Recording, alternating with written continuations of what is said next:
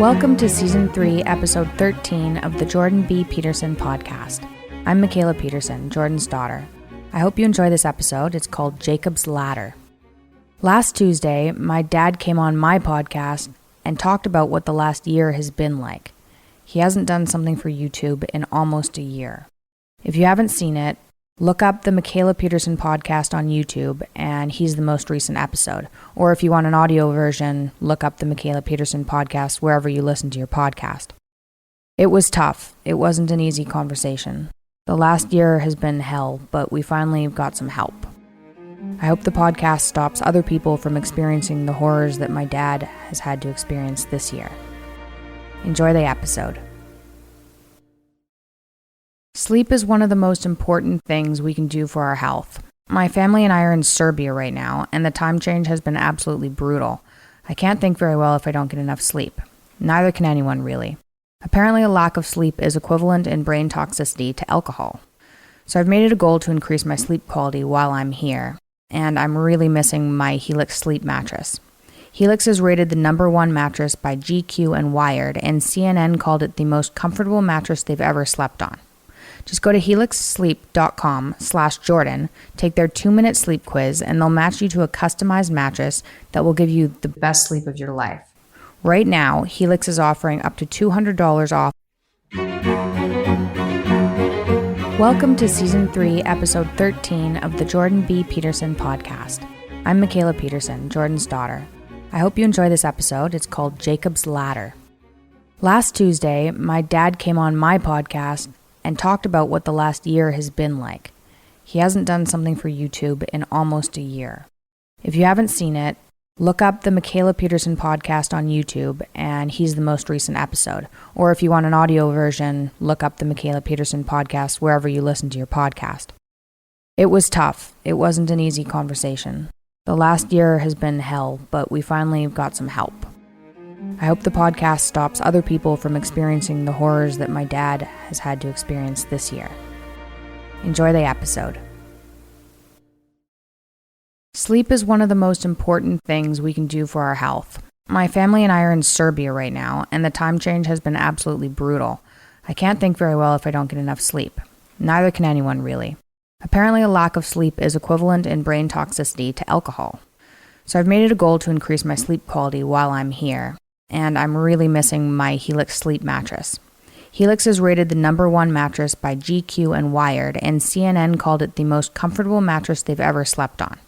Just go to helixsleep.com/Jordan, take their 2-minute sleep quiz, and they'll match you to a customized mattress that will give you the best sleep of your life.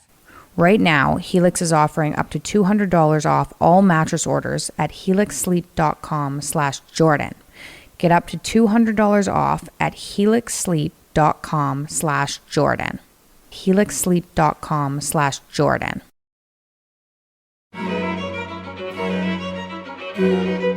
Season 3, Episode 13, Jacob's Ladder, a Jordan B. Peterson lecture.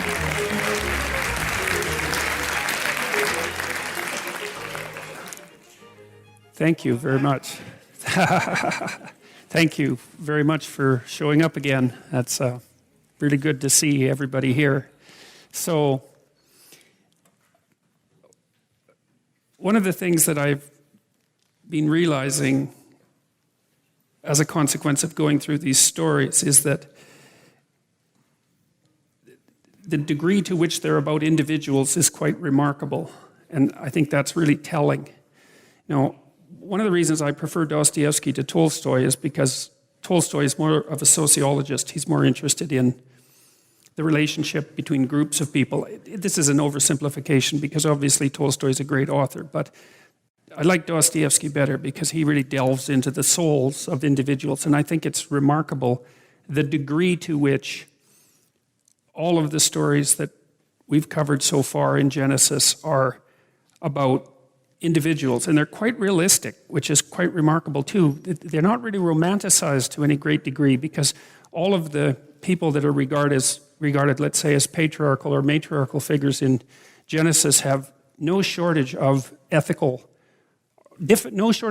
flaws and also no shortage of difficulties in their life. And the difficulties are realistic. They're they're major league problems, like familial catastrophes and famine and war and revenge and hatred and all those things. It's not a pretty book, and that's one of the things that makes it great. I mean, that's one of the things that characterizes great literature, right? Is that it doesn't present you with a whitewashed view of humanity or of existence, and that's really a relief, I think, because as you all know, because you're alive, there's no such thing as a whitewashed existence. Like to be alive is to be in trouble, ethically and existentially. I've been reading this book recently. I'll talk about it a little bit later. It's called Better Never to Have Been. And it was written by a philosopher in South Africa, in Cape Town, named Benatar. That's his last name. And he basically argues, I think it's a specious argument, and I think it's artificially constructed. But he basically argues that because life is so full of suffering, even good lives are very much full of suffering, that it's wrong to bring children into the world because the suffering outweighs the good, even in good lives. And it's actually wrong. It would also be better not to exist for exactly the same reason. And my sense in reading the book is that he came to that conclusion and then wrote the book to justify it, which is actually the reverse of the way that you should write a book. What you should do when you're writing a book is you should have a question, and it should be a real question, right? It should be one you don't know the answer to. And then you should be studying and writing like mad and reading everything you can get your hands on to see if you can actually grapple with the problem and come to some solution. And you should walk the reader as well through your process of thinking so that they can come to not necessarily to the same conclusion, but at least track what you're doing. And I don't think that's what he did. I think he wrote it backwards. But then, and so I was thinking about it a lot, because that's actually a question that I've contended with in my writing. There are Mephistophelian or satanic figures, for example, in Goethe's Faust, and also Ivan in the Brothers Karamazov, who basically make the same case, that existence is so rife with trouble and suffering that it would be better if it didn't exist at all. And the problem I've had with that, there's a variety of them, but one of the problems I've had with that is what happens if you start to think that way, because what I've observed is that people who begin to think that way, that isn't where they stop. Like, they get angry at existence, which is what happened to Cain, as we saw in the Cain and Abel story, and then the next step is to start taking revenge against existence, and that cascades until it's revenge against, well, I think the best way of thinking about it is revenge against God for the crime of being, which is, I think, the deepest sort of hatred that you can entertain. And when you're in the grip of a really deep emotion, like a really profound emotion, right at the bottom of emotions, you're in something that's like a quasi-religious state, and that's more or less independent of your belief, say, in a transcendent deity. I mean, you can be in a profoundly emotional state that's as deep as it can be, and it can have religious significance without that necessarily signifying anything about a transcendent being, But then I was thinking, see, the problem with that argument is you can gerrymander it endlessly, because first of all, how do you measure suffering and how do you measure happiness? It's like, how do you assign weights to them? And God, there's just no way of doing that. You have to do it arbitrarily. And so you can make an argument that the suffering outweighs the happiness. You just weight the suffering more heavily than you weight the happiness, and that's the end of that, And so that's a problem. But I think there's a deeper problem. And I was reading this other book a while back as well, which was written by the guy who ran the Human Genome Project. And I don't remember exactly what it was called, but it was something like A Scientist's Case for God, or something like that. And one of the things he referred to, which didn't strike me as hard as it should have to begin with, was he thought that one of the phenomena, say, that justified a belief in a transcendent being was something like the moral intuition of human beings, that we have a sense of right and wrong. And it's certainly what happens in Genesis in the story of Adam and Eve is that story announces the coming of the sense of right and wrong, right? The knowledge of good and evil. And it isn't something we ascribe to animals. It's something that's unique to human beings. Animals can be predators and they can be gentle and you can have a relationship with them, but you never think of an evil cat or an evil wolf, even though they're predatory. But human beings, we have this capacity to judge between good and evil, right and wrong. And it's really an integral part of our being. And I think you can make an evolutionary case for that, a biological case for that, as you can make a biological case for most of what is relevant about human beings, because we're biological creatures. But we don't really understand the significance of that. Like, what happens in the story of Adam and Eve is that realization, that coming to the knowledge of good and evil, is actually represented as a shift of cosmic significance, right? It puts a permanent fracture in the structure of being.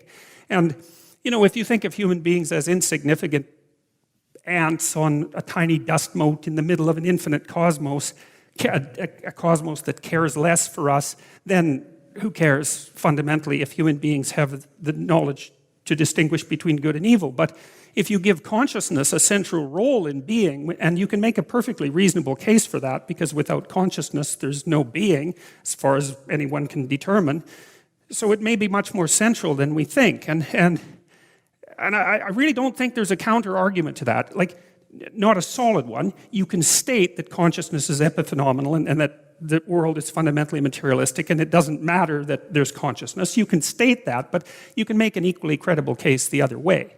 And certainly our lived experience is that consciousness is crucial, obviously, and we treat each other as if most of the time we're valuable conscious beings, and we wouldn't give up our consciousness, even though it's often consciousness of suffering. And so then I think another problem with the book is that it's sort of predicated on the idea that life is for happiness.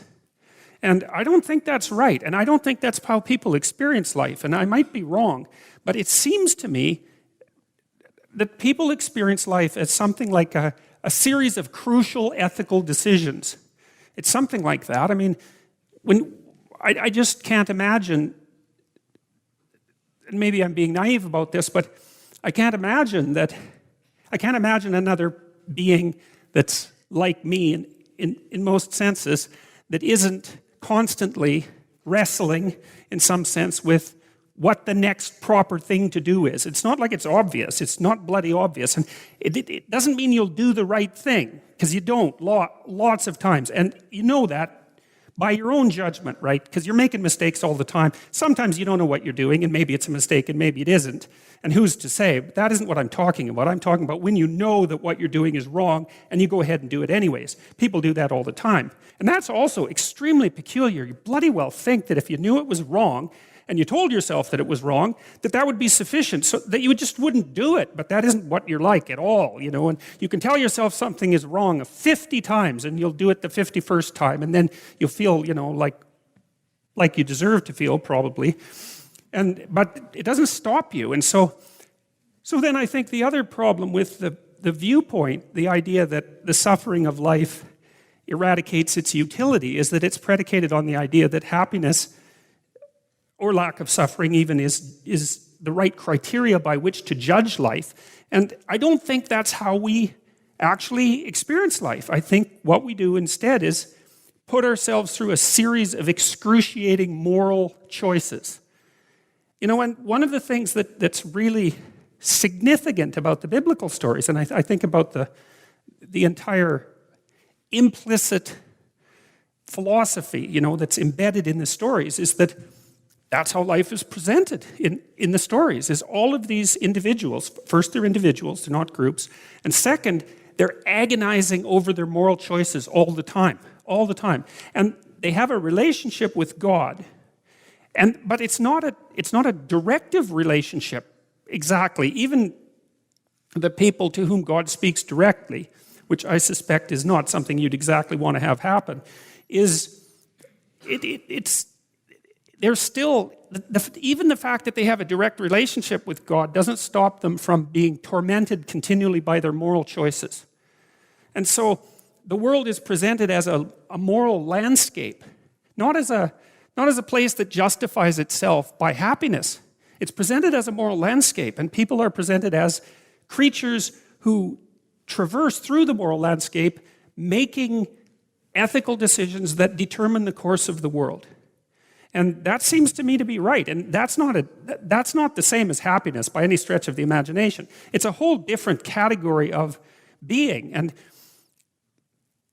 and then I've thought that through a lot, and I think, well, we do make choices, and what we do is contend with the future, and the future seems to appear to us as a realm of possibility. That's a more accurate way of thinking about it than that the future presents itself to us as a realm of determined things.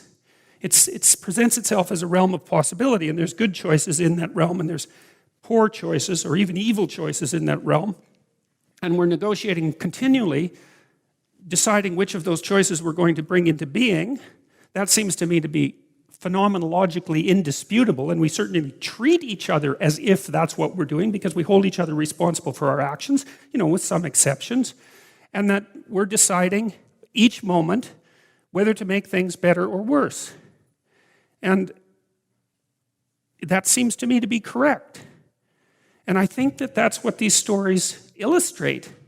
They don't say that directly, although I think it gets more and more explicit as the narrative unfolds.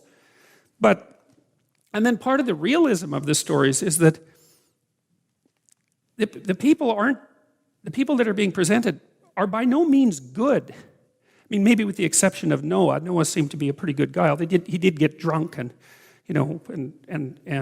end up naked, exposed to his sons and so forth. But I mean, he isn't talked about a lot as a character. It's a pretty compressed story. But Abraham had plenty of problems, not least of which was his inability to leave home, and then, his lying about his wife, and there's all sorts of mistakes. And then Jacob, who we're going to talk about tonight, is an even more morally ambivalent character. He's, especially at the beginning of the story, he isn't the sort of person that you would pick out, especially if you were a hack writer. You wouldn't pick him out as the hero of the story. He does a lot of things that are really pretty reprehensible, and it takes him an awful long time to learn better. And yet he's the person who's put forward as the father of the 12 tribes of Israel. It's from this flawed person that the people whose story you might say is at the fundamental, constitutes the fundamental underpinning of our culture. It's from this deeply flawed individual that group emerges. And so you might think of that as a relief too, because you're no knight in shining armor, with a pure moral past. I mean, people make mistakes of catastrophic proportions non-stop, and that also means that these stories put forward something approximating hope, because in their realism, in their moral realism, they present heroes, I suppose, the heroes of renown, right? The patriarchs of old, let's say, who are realistic people, who have fits of anger and rage, and who are murderous at times, and who are deeply embroiled with family dispute, and who have adulterous affairs, and like they do all the terrible things that people do. And the weird thing is that God is still with them. And, it isn't obvious what that means, or even if it means anything, but it's not disputable as far as I can tell that we're conscious, and that consciousness is a transcendent phenomena which we do not understand, and that the landscape that we traverse through is moral. Like every story you ever watch, anything that grips your imagination on the screen or in the theater, like any story that grabs you, is a story of moral striving. It's just not interesting otherwise, right? The person has to be confronted with complex moral choices, and then you see the outcome, and the good guy does it right and the bad guy does it badly, and things don't go so well for the bad guy generally. And if it's a bit more sophisticated, the good and the bad are in the same individual, and that's a more compelling story. But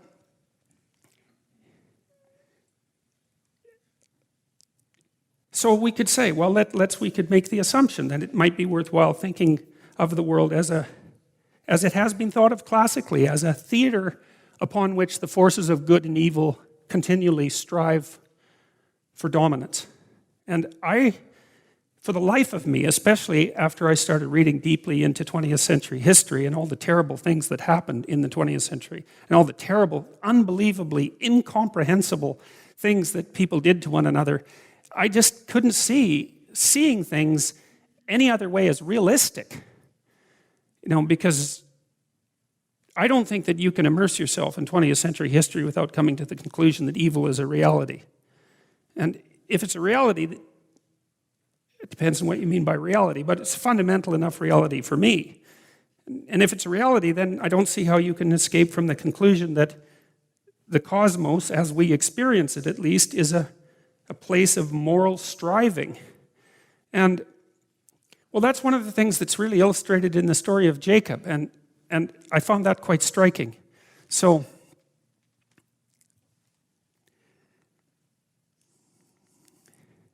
the last lecture, I ended with the Abrahamic stories, with the death of Sarah, and that was Abraham's wife.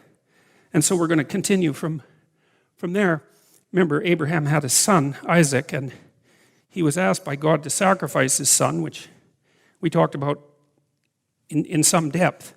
And I was attempting to make the case that, the idea of sacrifice was one of humankind's great discoveries, because it meant the discovery of the future, essentially, but it also meant the discovery that the future was something that you could make a bargain with, and that you could give up something now, something impulsive, some pleasure, even a deep pleasure in the moment, and you could strive, and hypothetically you could make a covenant, a bargain with the future, and if your sacrifices were acceptable, and that seemed to mean ethically acceptable, you had to sacrifice the right thing, that vastly increased the probability that not only you would be successful, let's say, but that your descendants would be too. And I don't think that that's an irrational proposition. I mean, you have to leaven it a bit with the realization that sometimes, you get sliced off at the knees no matter what, right? Because life has an arbitrary element, and that can't be tossed out. But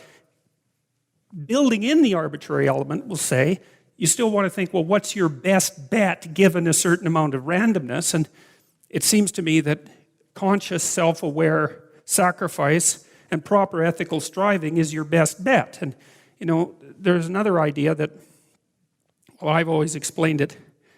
When I've explained it to people, I've always used the movie Pinocchio as an example, that when Geppetto was trying to make his puppet into a self-aware and autonomous moral agent, which is what he wants above all else, he aims at the highest good that he can conceive, which is the star that he prays to, essentially, and hopes for the transformation. And there's also something in that that's unutterably profound, and maybe that is somewhat independent of the idea that you have to believe in God. I would also say that what it means to believe in God in the Old Testament is by no means clear. And that's something I also really want to talk about tonight. It's not obvious what it means. And, well, Geppetto, what he does at least is aim at the highest good of which he can conceive. And that's actually been a philosophical definition of God upon occasion, that God is the highest good of which you conceive. And, that's different than the idea of a transcendent being precisely, but it's in line with certain interesting psychoanalytic speculations. This is one of the things I really liked about Carl Jung. Jung was so radical a thinker, it's just beyond belief. Like, I've read a lot of critics of Jung, and I've always got a kick out of them, because the things they accuse Jung of are so trivial compared to the things that Jung actually did, that it's like accusing a murderer of jaywalking. Because Jung was unbelievably radical. Here's one of his ideas. He thought that it was necessary. He believed that psychotherapy could be replaced by a supreme moral effort. And so the moral effort would be something like aiming at the good and then trying to integrate yourself around that. And that the good at which you aimed would be something approximating what you would be like if you manifested your full potential. And that you'd have a glimmering of what that full potential was. So that would be the potential future you. And he thought of people as four-dimensional entities, essentially, that were stretched across time. And that you, as a totality across time, including your potential, manifested yourself also in the here and now. And that part of what your potential manifested itself was something like the voice of conscience or intuition. It's an amazing idea. It's an amazing idea, right? Because it's like what you could be in the future beckons to you in the present and helps you determine the difference between good and evil. It's a mind-boggling idea. And, I think that it's an idea you have to contend with. And then he went further than that. And this is also a remarkable idea. He was interested in the symbolic representation of Christ. And psychologically speaking, and he thought of Christ as the representation of the ideal potential human. It's something like that. So it was a symbolic, at minimum, that's what Christ was, is a symbolic representation of the ideal potential of a human being. And so for Jung, there was no psychological difference between who you could be in the future, beckoning to you in the present, and orienting yourself in relationship to Christ. Psychologically, those were the same thing. And then, so that's a pretty mind-boggling idea. Like, seriously, that's a mind-boggling idea. Especially when you add the psychological idea that one of the things that characterizes your ideal future self is the ability to make sacrifices, right? And the deeper the sacrifice, the better. And then also to recover from the sacrifice, right? So that's the death and rebirth. So the part of you that's most essential to your full flowering as a being is your ability to let things go and then spring back from that. So to die in some sense and to be reborn in the service of a higher good. And then the next part of that is that the direction of the world depends on you doing that. So not only your own life, but your family's life. And because we're networked so intently together, the whole panoply of humankind and maybe the structure of the cosmos. And, you might think, well, no, but, it's not so simple. It's not so simple. First of all, one person can wreak an awful lot of havoc. There's absolutely no doubt about that. And as we get more technologically powerful, that becomes even more relevant and important and crucial. One of the things that Jung said was that we had to wake up because we are too technologically powerful to be as morally asleep as we are. And that seems to me just to be self-evident. That's, yeah, for sure, that's true. We're half asleep with nuclear bombs. It's not a good idea. It's seriously not a good idea. And so, and then you might ask yourself too, what is the ultimate potential of a fully developed human being? And, we certainly know that you have admiration for people who are more developed rather than less developed. That just happens automatic, or resentment, but that's okay, it's the same thing, it doesn't matter. But it's not like you can't identify them. You can identify them, and they're put forward to you in drama and fiction and all of that constantly. So that's another form of moral intuition. You can discern the wheat from the chaff, let's say. And so the other thing that I was thinking about that's worth consideration too is that, and maybe this is petty, but I don't think it is. Somebody asked me the other day if I believed in miracles, and I hate being asked questions like that, And it's also people ask me, do I believe in God? And I don't know what they mean when they say that, and so I don't know what to answer because I don't think we're necessarily going to talk about the same thing. But in any case, I said yes, and I have a variety of reasons for that. But one of them is that, the consensus among physicists is that we can track the origin of the cosmos to something like 100 millionth of a second after the Big Bang. It's so close to the Big Bang that the difference is literally infinitesimal. But the consensus is that before that, whatever that is, the laws of physics themselves break down. Well, what do you call an event that exists outside the laws of physics? That, by definition, that's a miracle. Now, that doesn't necessarily mean that there's a transcendent deity that caused the event. That's a separate issue. But it does imply a barrier of some sort beyond which we can't go, where some other set of rules apply. And so I find that interesting as well. So, all right. So Sarah dies, and Abraham makes a bargain with the Hittites to purchase a burial place for her, and they offer it as a gift, and he insists upon paying for it. It's a little story that basically indicates two things: that Abraham was the kind of guy that you trust pretty much when you see him, and that even if something is offered to him as a gift, he's going to do everything to be reciprocal about it. And so it's not a massively important part of the story, but it's in keeping with the same narrative flow. And so Ephron, who's a Hittite, offers a burial place as a gift, and Abraham says, no, you have to let me pay for it. And Ephron says he will, and that works out very well. And so he has a good burial place for his wife. And then Abraham decides that Isaac needs a wife. And so he sends his eldest servant to Mesopotamia to find a wife for Isaac. And there's this strange ritual that's performed. So it says in the story that the servant places his hand under Abraham's thigh to swear, but that isn't really what it means. It means that he places his hand, I don't know exactly how to say this properly. Well, use your imagination. How about that? And the idea is that, as far as I can tell, that he's swearing on the future. He's swearing on future people. It's something like that. So that's sort of what testify means, right? Think about the root. Well, I'm not kidding. I'm not kidding. That is the derivation, right? It is the derivation. So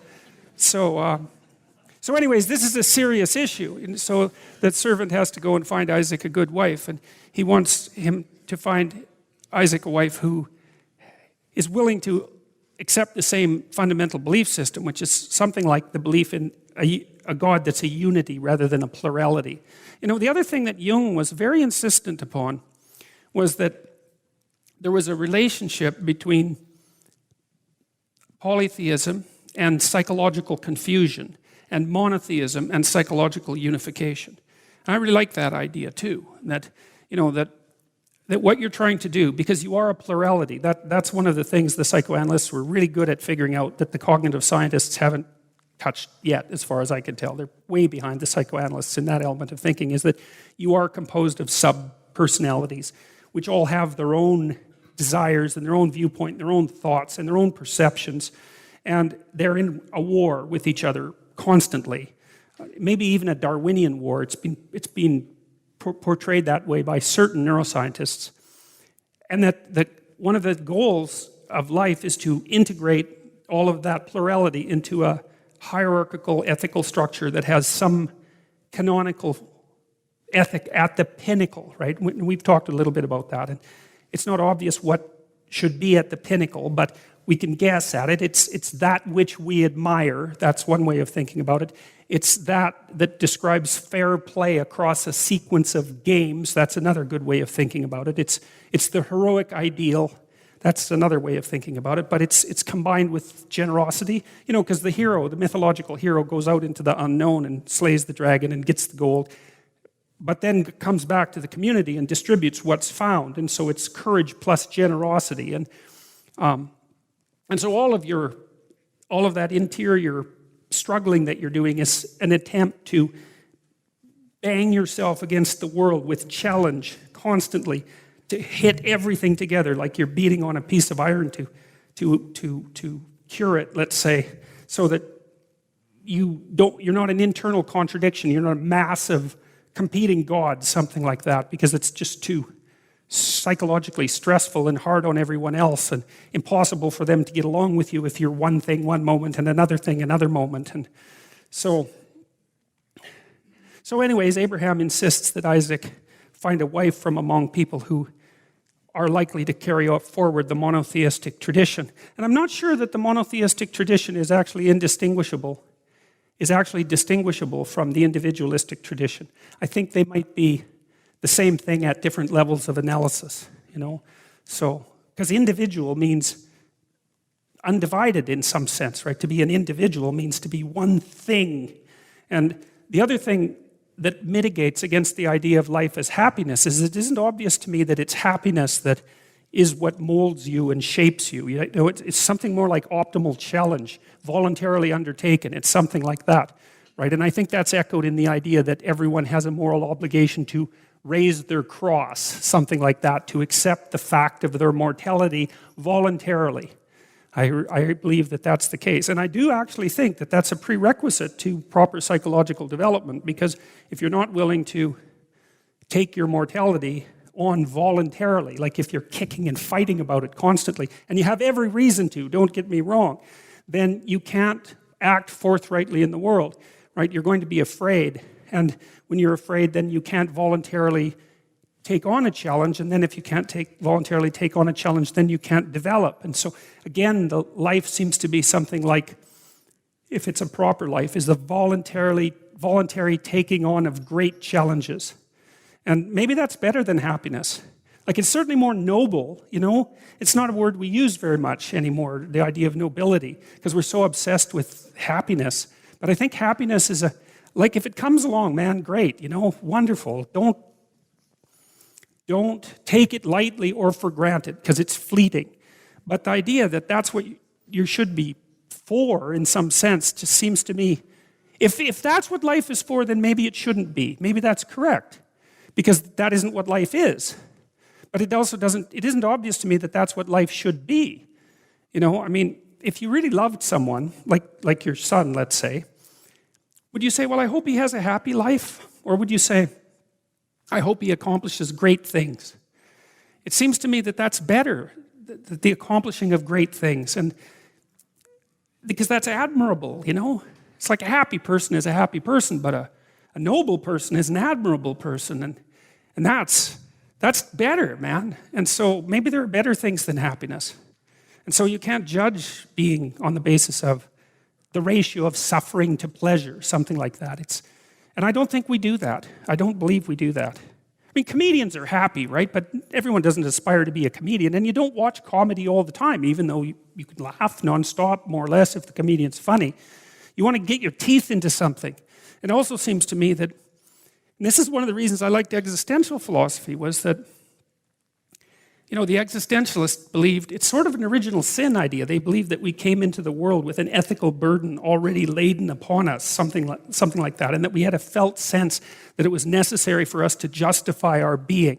And that if we didn't do that, then we weren't authentic to ourselves, we weren't moving towards individuality, we weren't sustaining the community, we weren't living properly, and that idea was deeply embedded in people as part of their ordinary experience. And that also seems to me to be accurate.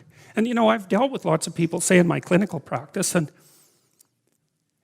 they don't really they will come and say, I wish I wasn't so unhappy.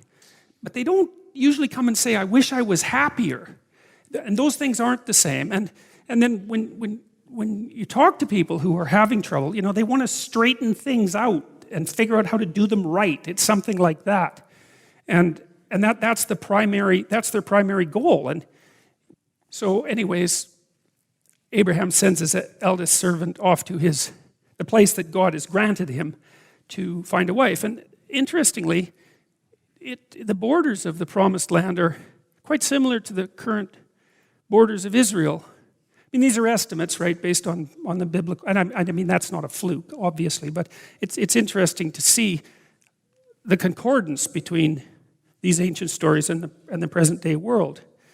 So I thought that was very interesting, and it shows, once again, that the past, you think the past is the past, but it's not. It's still here. It's embedded in the present, you know. Just like the future in some ways is folded up inside the present, waiting to unfold. The past is all folded up inside the present too. So anyways, the servant goes to the land that he's been charged to go to, and he's trying to figure out, how in the world am I going to find a good wife for Isaac? I mean, I don't know any of these people. And so he has this little dialogue that's presented in the form of a prayer, I suppose. And he thinks, well, I'm going to go to the place where where people get water and water the animals, and because that's a place where everyone gathers, so that's a good place to find someone. And it's not a place of fun and lightness and relaxation and impulsivity. It's a place of life-sustaining work. And And he thinks something like, well, what would a decent girl do at a watering place? And he thought, well, maybe she would offer a stranger some water and also offer to water the camels, because that would be brave to approach the stranger, and then generous, and then indicative of the willingness to make an effort. And when you know that a camel, I think he took 10 camels. It was quite a few camels anyways, not just one. And that a camel can drink 20 gallons of water, and Rebecca, who was drawing water from the well, turns out to be Rebecca, was drawing water from the well, which was hard, right? Because water's heavy and you have to lift it up, and it's 10 camels, and so that's like 200 gallons of water. So, she has to put herself out a fair bit in order to make this stranger happy, and so that's what happens. And then the servant has brought along gifts and that sort of thing. And anyways, to make a long story short, Rebecca agrees to come back with the servant and marry Isaac. And so then she gets pregnant and she has twins. And this is an interesting thing. The twins fight inside her. She can tell that they're not getting along. And this is an echo, right? It's an echo of Cain and Abel. And there's a mythological motif that the Jungians have called the hostile brothers. And you see them all the time. Batman and the Joker are hostile brothers, and Thor and Loki are hostile brothers. And it's an unbelievably common motif. And, the ultimate hostile brothers are Christ and Satan. So that's the archetypal representation of the hostile brothers, right? The ultimate good and the ultimate evil. And so it's an echo of the Cain and Abel story, although it's a little more complex, I would say, from a literary point of view, because it isn't obvious which of these brothers is Cain and which of them is Abel. They have parts of both in each of them. So Esau, who turns out to be one of the brothers, and Jacob, who turns out to be the other, both have their admirable qualities and their faults. Anyways, Esau is born first, but Jacob has him by the heel. And so there was a fight within the womb to see who would emerge first. Now, that's relevant because the firstborn had a special status, has a special status in many communities, especially agricultural communities, and there's the reason these people were more herds people, but if you divide your property equally among all your children, then in like 3 generations, everybody has one goat and everybody starves to death, or the same thing happens with land. So one of the ways that traditional communities solve that is they just give almost everything to the firstborn, and then everyone else knows, well, you go out and do whatever you can, and it's kind of arbitrary and unfair, but at least it's predictably arbitrary and unfair instead of doom over 4 generations, So it actually mattered to be the firstborn, and God generally favors the firstborn, and then you might think, well, what is it about being born first that's so relevant, apart from the cultural practice of a more generous inheritance? And I would say, well, the firstborn is something like the model for the leader of the family, right? Because the firstborn child should be, if there's a number of siblings, should take care of the siblings, at least to some degree, but also should be a role model for them. So it's like a natural position of leadership. But there's a psychologization of the idea of the firstborn in these stories, because God often passes over the firstborn in favor of a later born child. He seems to do that on the basis of moral character, essentially. And so there's this idea that, there's a natural proclivity towards leadership that's just a biological fact that would be associated with being a firstborn, but there's an element of characterological development that transcends that, and so that it's more important to be spiritually a firstborn, let's say, than to be biologically a firstborn, and God recognizes that continually in these stories and inverts the natural order and favors a later born who's done more work with regards to characterological development. And that's also interesting too. I've talked to lots of business people about leadership, and there's a literature on leadership, but it's not a good literature. It's pretty shallow. Partly because it's not that easy to define leadership, and partly because there are different, people have different temperaments, and different temperaments can be leaders. They just do it in different ways. Now, there's something in common about being a leader, though, and I would say one is that if you're an actual leader, you actually know where you're going, right? Because what are you going to do? Lead people in circles? It's like maybe they'll follow you, but you're not a leader, you're just a charlatan. So you have to know where you're going, and then you have to be able to communicate that, and then people have to trust you, so you actually have to be honest, because people aren't that stupid, at least not for a long period of time. And then where you're going has to have some value, because otherwise, why would anyone want to go along with you? So, and then you might say, well, what are the attributes then that make you a leader? And I would say, well, they're characterological, fundamentally. And this is not naive optimism or casual moralizing. It has nothing to do with that.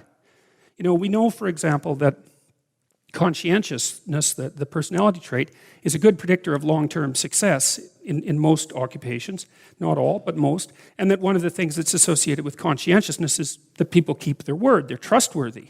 And that's certainly one element of a leader, especially across any reasonable amount of time. You have to be able to trust the person. They can even be harsh, right? It doesn't matter, because you can see harsh leaders and kind leaders. But as long as they do what they say they will do, then you can follow them, and you know that the future payoff is secure, something like that.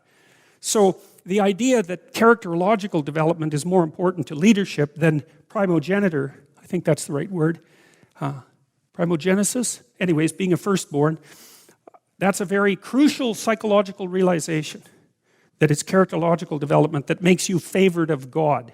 You know, and I do think we've forgotten this in many ways, because there isn't a lot of emphasis in our education system on characterological development. And that's very, very surprising to me. I think maybe it's partly because in our fractured society, we can't agree on what constitutes a reasonable characterological goal. So we just throw up our hands and don't educate our kids to any degree at all, especially in schools, about what an admirable person is like, or even let them know that, well, maybe you should actually try to be one, you know, that's actually the most important possible thing that you could learn, right?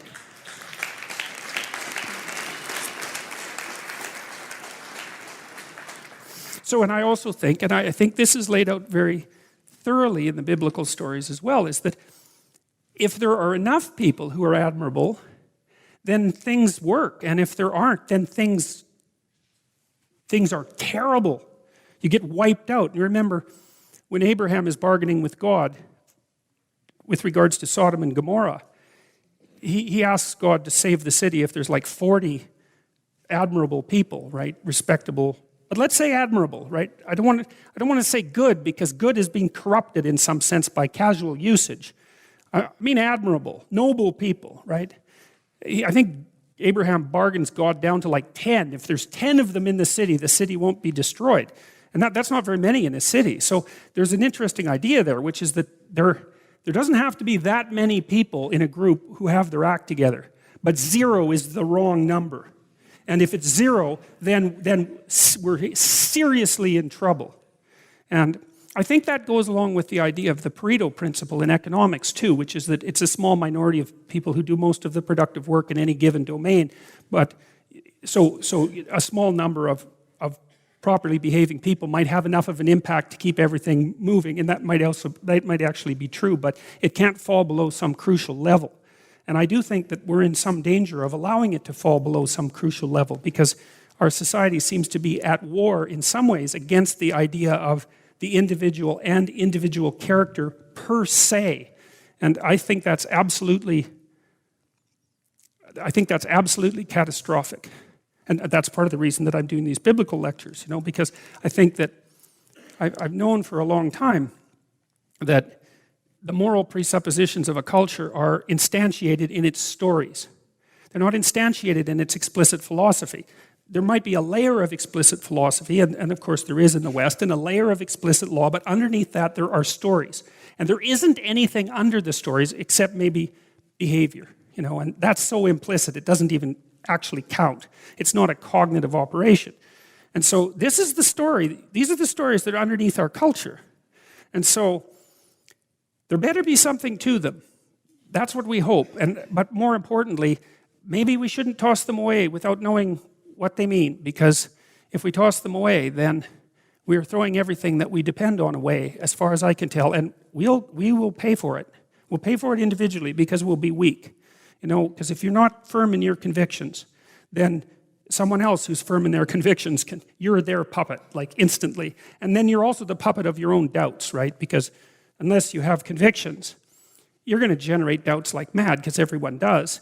And then the doubts will win, and you'll be paralyzed, because there'll be 50% of you moving forward and 50% of you frozen stiff, and that'll be enough just to lodge you in place.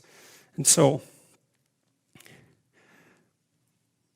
okay, so there's a psychologization of the idea of leadership, which is very important, and then it's associated with the idea of characterological development, and it's associated with the idea of struggle, not happiness, and it's also associated with this Abrahamic idea, which I really liked, and which was something that's been very useful to me as a consequence of doing these lectures, because remember at the beginning of the Abrahamic stories, Abraham's like a stay-at-home guy, right? He's like the guy who's 40 years old living in his mother's basement.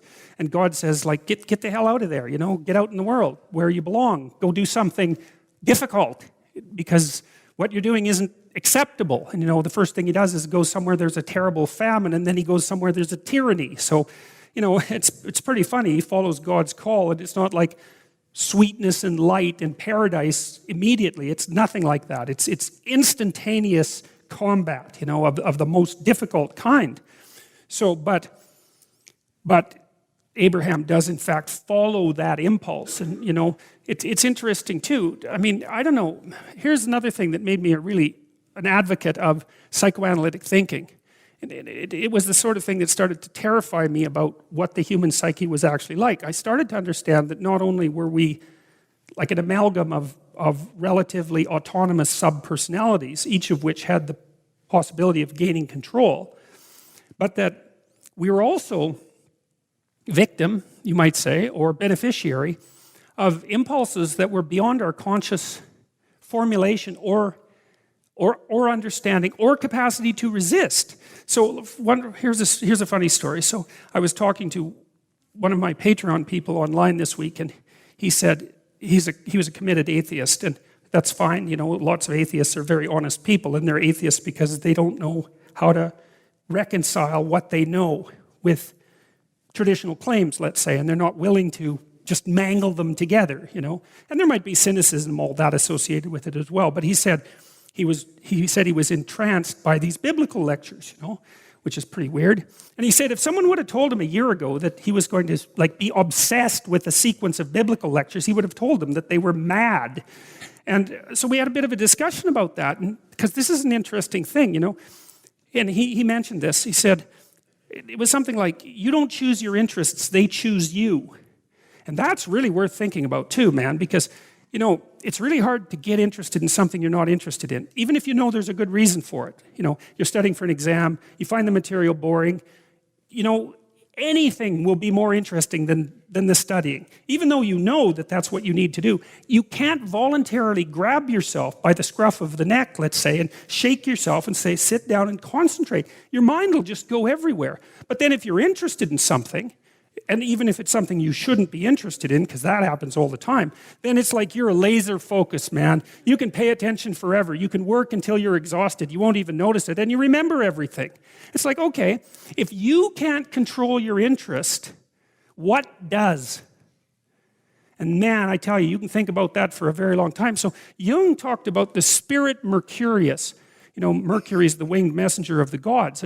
And here's how he conceptualized it psychologically. He thought this is what the ancient people who thought about Mercury as the winged messenger of the gods were trying to state psychologically. Your interest flits around. It's like there's something that captures it and that moves your interest from place to place. Like if you walk into a bookstore, you'll get interested in a particular book.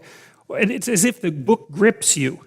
Because you don't know why you're interested in that. You might, but often you don't know why you're interested in that book. And, your interest is flitting around. And so that's Mercury. The thing that makes your interest flicker around is Mercury, the winged messenger of the gods. And Mercury is the messenger of the gods because it's the things behind the scenes psychologically that are manipulating your attention. And for Jung, those were equivalent in some sense to the lost gods. And so for Jung, your interest was being manipulated behind the scenes by unseen forces that were associated with your characterological development across time. That was the manifestation of the self. So the self is the potential you, let's say. And the way it operates in the present is by gripping your interest and directing it somewhere. And that's part of the instinct of self-realization. It's a mind-boggling idea, man. Really, I think it's correct. I can't see how it can't be correct. It doesn't mean I understand it completely, but it certainly seems phenomenologically correct. And I mean, the potential that you are has to manifest itself somehow in the here and now. It has to. And what better way than by directing your attention? You know, it's like, it seems like this might be useful for you. Or maybe you get attracted to this person. Or maybe you admire this person. That happens with kids a lot. They'll admire someone and then copy them. And you can see that that's obviously part of their developmental progression, right? It's a form of hero worship, but kids are very imitative and they hero worship at the drop of a hat. And so they're entranced by the next stage of development, and if they see someone who embodies that, especially if it's in the zone of proximal development, it's something they could achieve, stretching a bit. They find someone who embodies that next stage of development, and then they start to imitate them and act like them. Well, adults are no different. We're no different. We do it at a perhaps more abstract and sophisticated level. So, okay, so Jacob and Esau are hostile brothers. They're like Cain and Abel, except the mixture of Cain and Abel, and they're very different. Esau was red and covered with hair. He was a hunter and a man of the field. So he's like your basic jock, right? He's extroverted, he's outgoing, he's really tough. He's like extraordinarily masculine. He hunts, and he's a real favorite of his father. And so, and Jacob isn't. He's a dweller in tents. And yeah, right, exactly, right. And it says Isaac loved Esau, but Rebekah loved Jacob. Now that's a problem, right? That's a big problem. And there's a Freudian element to this. It's like this family is now divided because one child is the favorite of the mother, and that's Jacob, and one child is the favorite of the father. And so Jacob is kind of a mother's boy, I guess, to use a rather archaic phrase, and certainly not as admirable from his father's perspective as Esau, who's a tough guy who goes out with a bow and arrow and wanders around in the plains and brings animals home, and he's tough. He's a tough guy. So, but there's this discord in the family because one parent prefers one child and the other parent prefers the other. And it's obvious from the story that the parents do not communicate about this because they really take sides. And so there's a split in the family. And that's, I think, very realistic because one of the things that you do learn if you have a family, and of course most of you do, but if you also think about families, is that there's deep divisions within families very, very frequently that no one will ever talk about. Or even think about often because it's too painful to think about, And Freud himself said, Freud was clearly his mother's favorite. And the family sacrificed a lot, including some of the potential ambitions of the other children in order to kind of put Sigmund Freud up on a pedestal and advance his education. And it worked. I mean, he turned into a great man, but there was a cost to his siblings. And Freud himself said that there was something about being the favorite of the mother that gave a person additional confidence throughout their life. And, there's something to be said about that. Even someone like Erik Erikson, he noted that, very interested in child development, that first bonding with the mother was the place where trust was established. Maybe trust even in the goodness of existence was established. And so, anyways, Jacob is Rachel's favorite. And Esau is Isaac's favorite.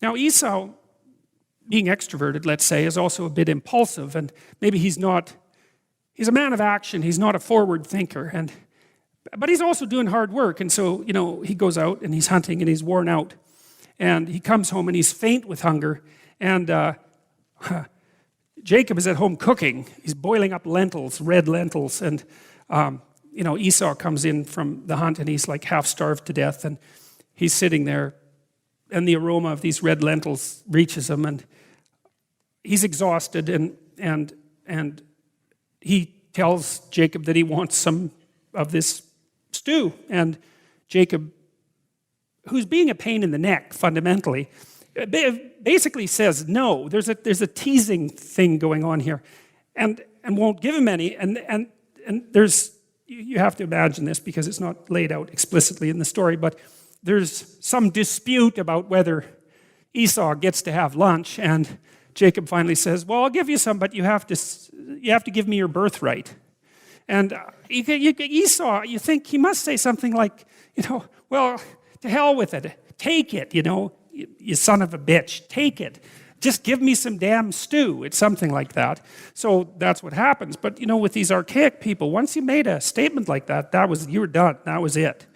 And so Esau sells his birthright. And this turns out to be incredibly significant. Benson, who wrote biblical commentary, said, there's a bit of a twist to it. So Esau eats the red lentils, and then from then on his name is Red.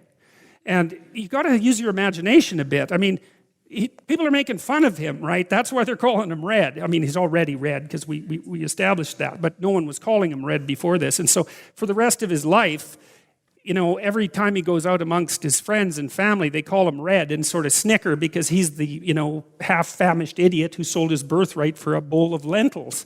And so it's not that funny, actually. And so Esau is not happy about this. And it actually turns out that so what does it mean? It means don't sell the future for the desires of the present, and don't be casual about what you have. And then there's an archetypal element to this too. And Benson says, various have been the opinions what this birthright was which Esau sold. But the most probable is that together with the right of sacrificing, so determining what should be sacrificed and when, and being the priest of the family, it included the peculiar blessing promised to the seed of Abraham, that of being the progenitor of the Messiah and the heir of the special promises of God respecting Christ's kingdom. It was at least typical of spiritual privileges, those of the firstborn that are written in heaven. Well, that's a lot harsher than meets the eye to begin with. And so there's a very interesting, deep moral story there, which is, Esau does the opposite of a sacrifice. It's the reverse, right? He sacrifices the future for the present. And so the story basically says, the way it's laid out across stories, is that if you're the sort of person that sacrifices the future to the present, then that eradicates the possibility that you will bring the most noble being into existence. That's what it means. And you can, again, this is the psychological significance of the biblical story. So that's a bad thing to do if you want to realize your potential, let's say. You don't do reverse sacrifices. That's a very bad idea. And so Esau really did himself in by being too attached to the present without a vision of the future. So he's too in the moment, and he pays a heavy price for it. I mean, first of all, he loses his birthright and his double inheritance, so there's a practical consequence, and then there's a spiritual consequence, and then he's been made a fool of by his brother. Jacob means supplanter, by the way. That's what the name means. And Jacob is always trying to usurp Esau, as we've seen. And so Jacob gets one over on him, and doesn't make an older brother happy when a younger brother gets something over on him, that's for sure. And then he loses the opportunity to be the progenitor of the Messiah, which is like, he probably didn't realize that precisely, but it seems to be, it's kind of rough, that. So, and then there's a statement in Matthew 16:26, for what is a man profited if he shall gain the whole world and lose his own soul? Or what shall a man give in exchange for his soul? It's an echo of the same idea. When you think, well, what does this idea of soul mean? And it's not intellect. And it's something like consciousness allied with character, I think. And I think the reason that it's valued so much is that, because you've got to ask yourself, well, what do you really have when it comes down to it? So life is suffering, let's say, and you can pile up worldly goods. And the God in the Old Testament doesn't seem to have anything against that, really, right? The people who he favors seem to prosper quite nicely in the world. But they also have to make a choice between whether they're going to fundamentally sustain their character or whether they're going to prosper in the world when push comes to shove. And the idea constantly is that really what you have in the world that allows you the best possible defense against the suffering that's intrinsic to being is your character. That's what you have, period. And I don't think there is anything that's more psychologically true than that. Because everything else, well, first of all, your relationships with others depend on your character. And certainly this is part of the story of Noah's Ark, because his generations were perfect, so he had a very tight familial arrangement. Everyone trusted each other. That's a big deal if you hit a rocky patch in your life, right? And it's character that It's character that determines that. If you're generous and honest and all of those things, and people know they can rely on you, assuming they're not resentful, that's a whole different story. Then they're going to come to your aid when it's necessary. They're going to pull together with you. And when people are really after you for one reason or another, and they're accusing you of all sorts of things, and you're guilty because you have a past that's laden with characterological errors, then it's very easy for people to take you down, because they'll poke until they hit a place where you're guilty, and then you're done, because you'll do yourself in with your own judgment. And so Esau makes a very big mistake. And there's a sacrificial idea here too, which is, now and then you're going to be faced with a situation where it's something you really want, or your character. Maybe you'll have to lie about something, and you'll think, what difference does it make? I'll lie about it. Jacob does this. But there's a bunch of problems with that. One is that, now you know that you're the sort of person that will, in fact, deceive yourself about the nature of reality if something shiny is dangled in front of you. And that's not good, because it undermines your faith in yourself. And when you're really in trouble, they call that the dark night of the soul. When you're really in trouble, that's what you've got. You've got whether or not you can trust yourself, and that's it. When things are really harsh. And so if you've betrayed yourself in that manner, then you weaken yourself under the worst possible circumstances, and that's really not a good thing. So this is very practical advice. It's not casual moralizing. There's very little casual moralizing in these stories.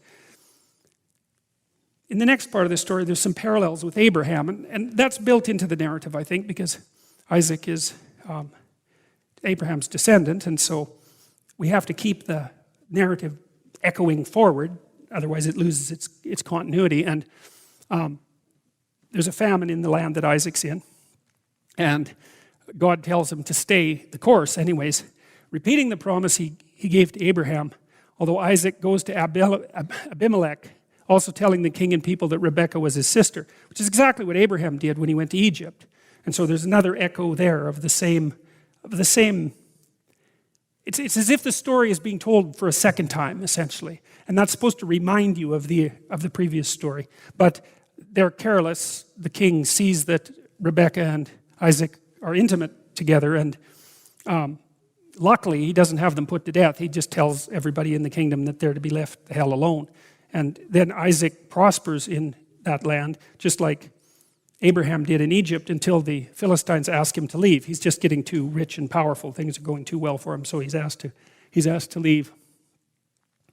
Now, in the meantime, Esau gets married. And this is a funny little story. He says he marries two women who give grief to Isaac and Rebekah. So whoever Esau marries, they're not popular with their in-laws, not in the least.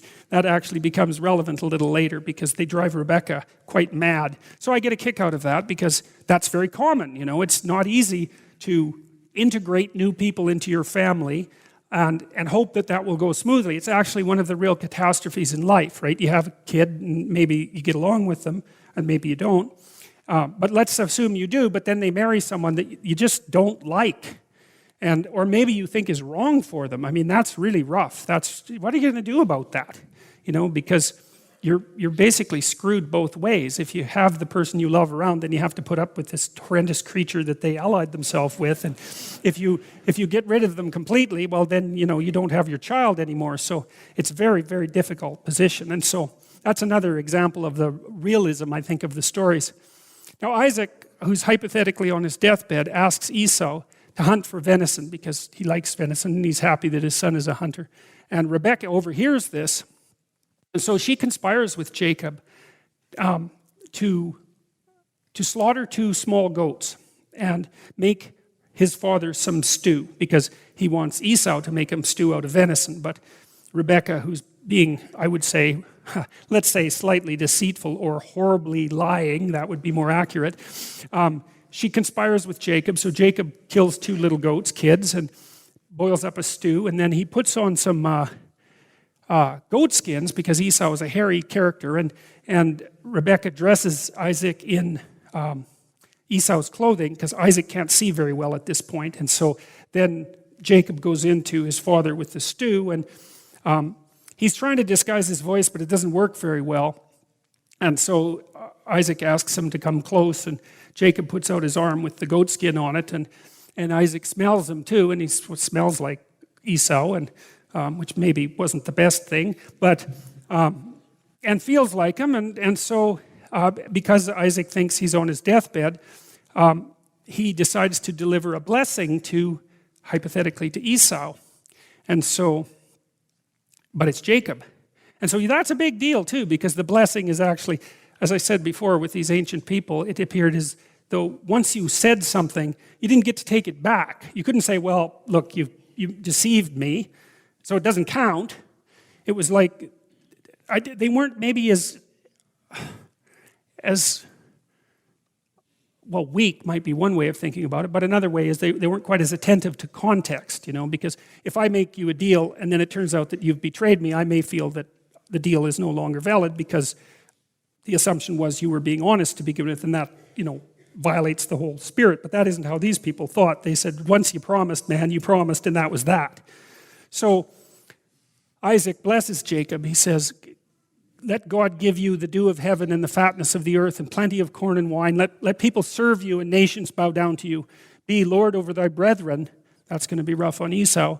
Let thy mother's sons bow down to thee. Cursed be everyone that curseth thee, and blessed be he that blesseth thee. And so there's quite a remarkable painting of that.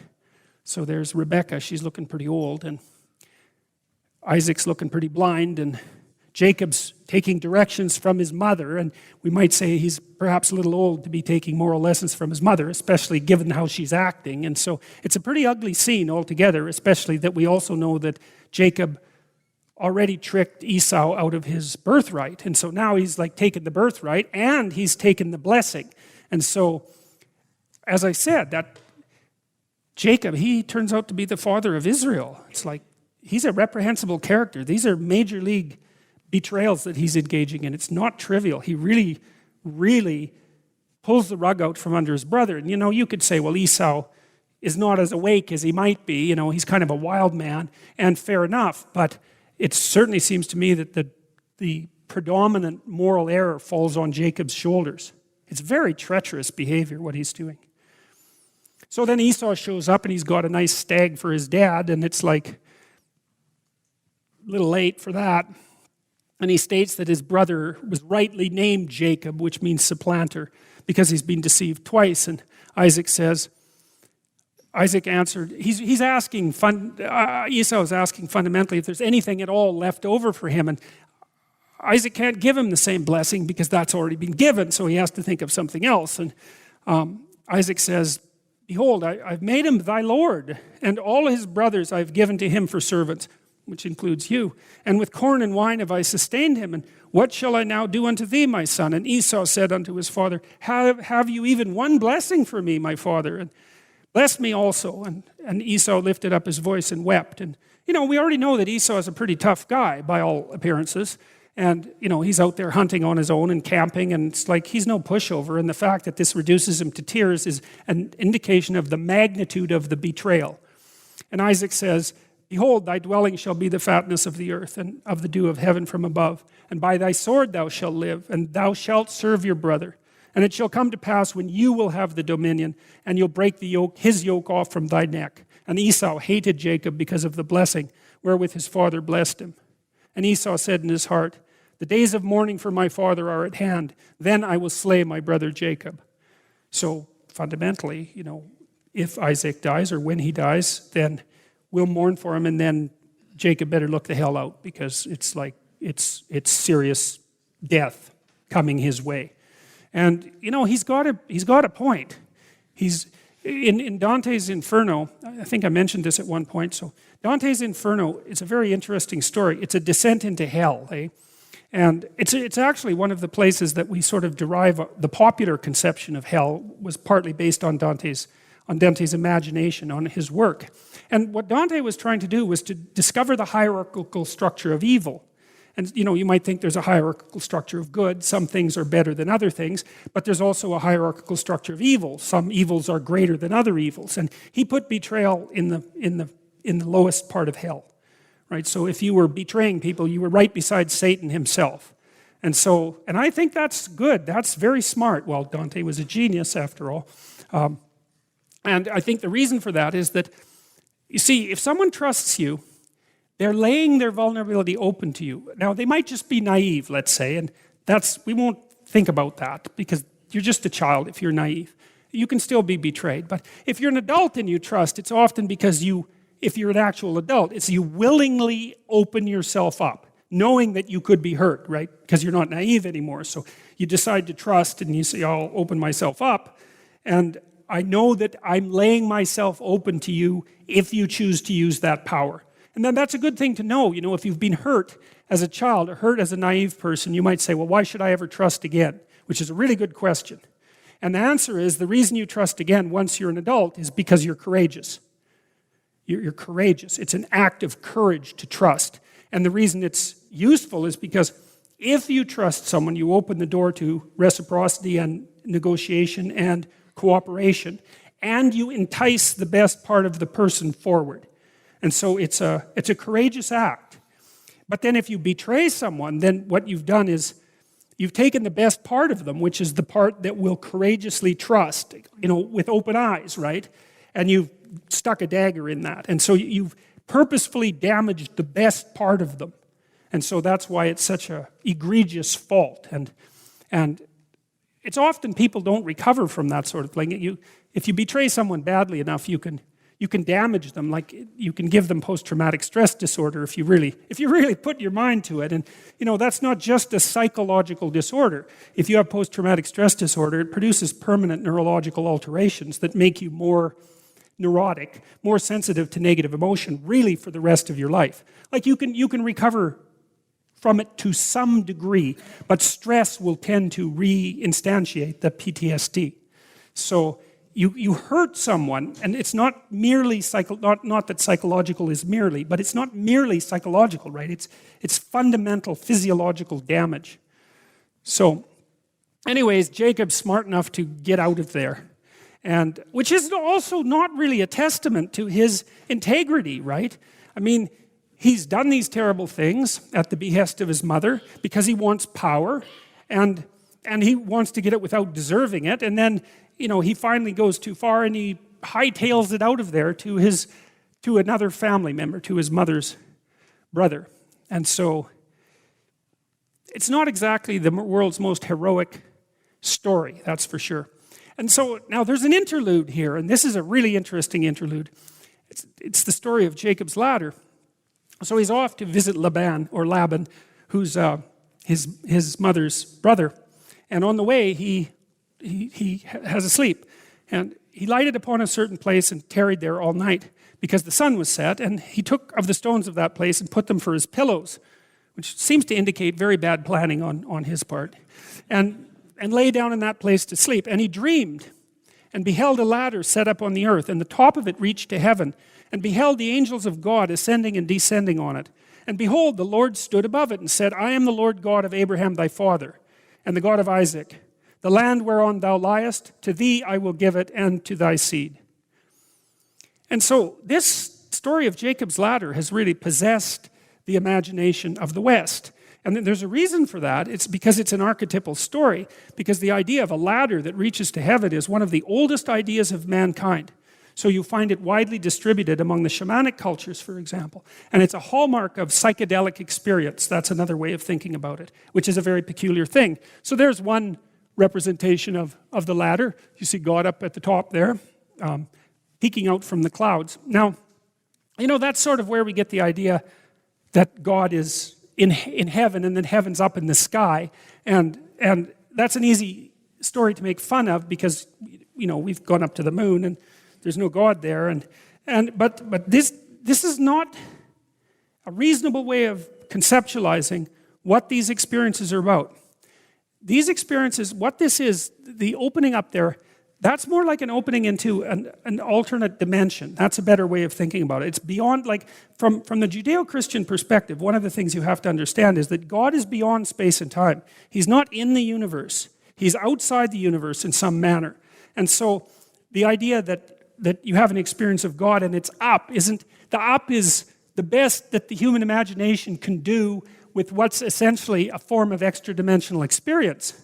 Or that's the best way to conceptualize it. And these experiences aren't rare. They make up the core of the shamanic tradition. And so there's an intrusion of the ancient shamanic tradition, which is tens of thousands of years old, into the biblical stories at this point. Now, why Jacob had a essentially shamanic experience is very difficult to tell, because we don't know what these old people were up to, right? And we don't know how much of the archaic religious tradition was still extant at that point in time. But we certainly do know that our ancient forebears were using psychedelic substances constantly, like Amanita muscaria mushrooms, for example, which were widely used in India before they became extinct. That's the theory anyways.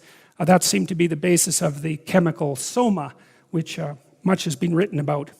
And so we hear of this as a dream or as a vision, and perhaps that's what it was, but perhaps that wasn't what it was either, and perhaps it was an experience that was induced by the same processes that shamanic people have always induced these experiences. And so we're going to go through this a little bit. So anyways, there's a connection between heaven and earth that opens up. That's the vision. And there's messengers moving up and down. Now, one way you can conceptualize that is psychologically, as we already discussed, that there are forces within you that are active and alive, and you can think of them in some sense as messengers of the higher self. And so you could think about this as an image of a psychological reality. And so we can stick with that, but here's some of the representations that have been made. I really like the one on the right. That's William Blake. I like the helix idea, and I don't think that's fluke. There are helixes and double helixes and all sorts of imagery, very ancient and very modern, that are associated with both healing and with this kind of vision.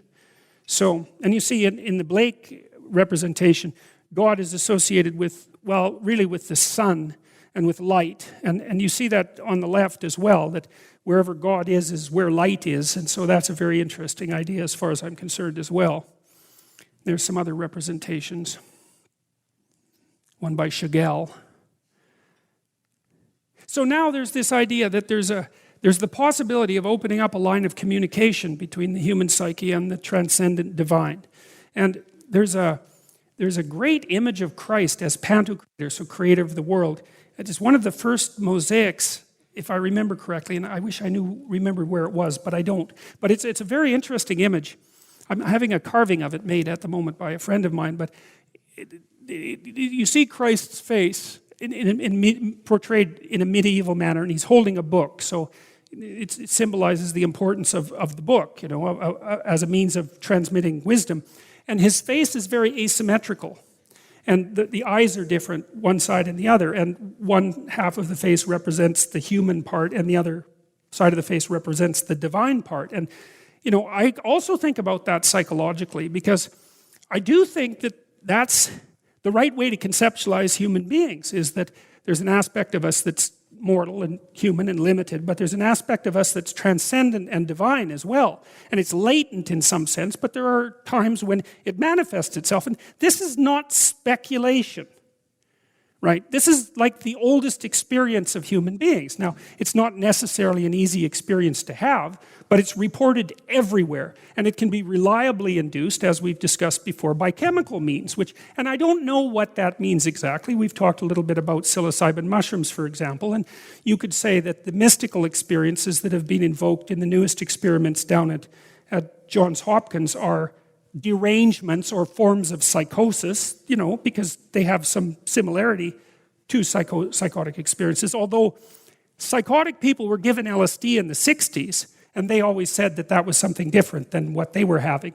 And if you give psychotic people amphetamines, you can make them worse. So they're biochemically separate, and we know that. But also the thing that's so interesting about the psilocybin experiences is that they reliably produce mystical experiences that the people rate as among the most important experiences of their life. And among those who have the psychedelic experience, positive things happen to them. And so that kind of messes with the whole psychosis theory, right? Because what are you going to do? You're going to claim that you give someone a pill and they have a psychotic break and then they're healthier. It's like, no. that isn't how psychotic breaks work. You're not healthier after having one. You're a broken egg, and it's not easy to put you back together. So, and we know that people all over the world have discovered every manner of psychedelic substance that you could possibly, well, you imagine there's lots of hungry people wandering the earth for a long time, and they ate every damn thing they could get their hands on, and now and then something very peculiar happened as a consequence. So I'm going to tell you a little bit about the shamanic tradition, because it's associated with Jacob's ladder. So according to Mircea Eliade, he was a great historian of religion, a compatriot of Jung's, and they influenced each other quite substantially. Eliade believed that shamanism that used psychedelics was a degeneration from the original, more pure shamanism, but I think later scholarship has demonstrated that that's incorrect, that the shamanic ritual per se was a direct consequence of the discovery of and ritualistic use of psychedelic substances. But anyways, Eliade identified 3 pathways to shamanism. And the shaman in a tribe was more educated than the typical person, with a larger vocabulary, and was the repository of the oral tradition. And so learned all the stories that had been passed down word to mouth. And people, by the way, can very, very accurately tell the same story across generations. That's been quite well documented. So, and people who can't read really can remember, because what else are they going to do? Their memories are far greater than modern people's memories, because we can forget everything because we can just look it up. But they remembered things because they had no choice. My father knew someone who was illiterate and couldn't use numbers either when he grew up in Saskatchewan, 60 years ago. And he had sheep, if I remember correctly. And although he couldn't count, he knew if one of his sheep was missing, because he knew all the sheep. And so he could tell just by looking if one of the sheep was missing, but he couldn't count. And so people who don't have our particular set of skills, first of all, they're not stupid, and second, they have other skills that we don't understand to fill in the gaps. So Eliade identified spontaneous vocation. So you had the spirit of a shaman, let's say, so you're probably extremely high in openness, let's say, from a modern perspective. Hereditary transmission, so your father was a shaman and your grandfather was a shaman and so forth, and you got initiated into that process, or a personal quest. In Siberia, this is from Eliade, in Siberia, the youth who is called to be a shaman attracts attention by his strange behavior. For example, he seeks solitude, becomes absent-minded, loves to roam in the woods or unfrequented places, has visions, and sings in his sleep. If you put someone in a place that's deprived, where you're deprived from a sensory perspective, normal people will hallucinate quite quickly. So it seems what happens is that if you dampen down the sensory input, then you start to become aware of the background processes of your mind. It's something like that. It's like the signal-to-noise ratio. I got to get this right. As the noise decreases, some of the noise becomes signal. The background noise becomes signal. And you start to become aware of your own internal psychological processes. It's something like that. He has visions and sings in his sleep. In some instances, this period of incubation is marked by quite serious symptoms. Among the Yakut, the young man sometimes has fits of fury and easily loses consciousness, hides in the forest, feeds on the bark of trees, throws himself into water and fire, and cuts himself with knives.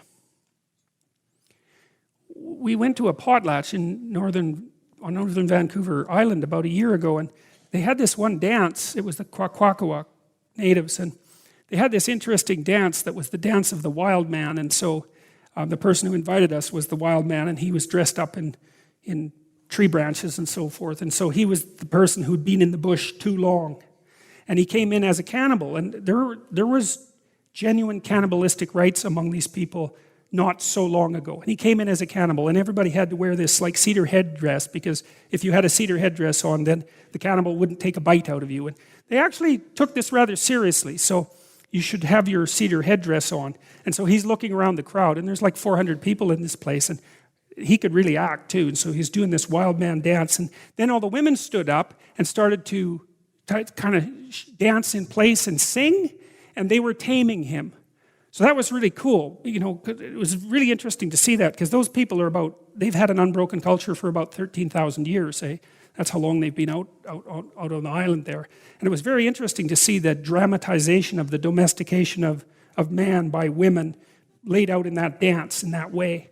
But it was also interesting in relationship to the shamanic tradition, because he came in as a wild man, right? And he had to be re-civilized in some sense and brought back down to earth. So, but by whatever method he may have been designated, a shaman is recognized as such only after having received two methods of instruction. The first is ecstatic, dreams, trances, visions. The other thing that this guy told me, and I have no reason to doubt him, he's also not a literate person, and so has a great memory. He does carving, traditional carving, and he's very good at it. He carved a 53-foot totem pole that's now in front of the Museum of Art in downtown Montreal. So if you ever go there, you can go see it. It won't be there forever, but it's there right now. And he was taught to carve by his grandparents, and he said that he dreamed in, you know what the Haida images look like. So the Kwakwaka'waks are kind of like the Haida, same sort of imagery. He told me that he dreamed in those images.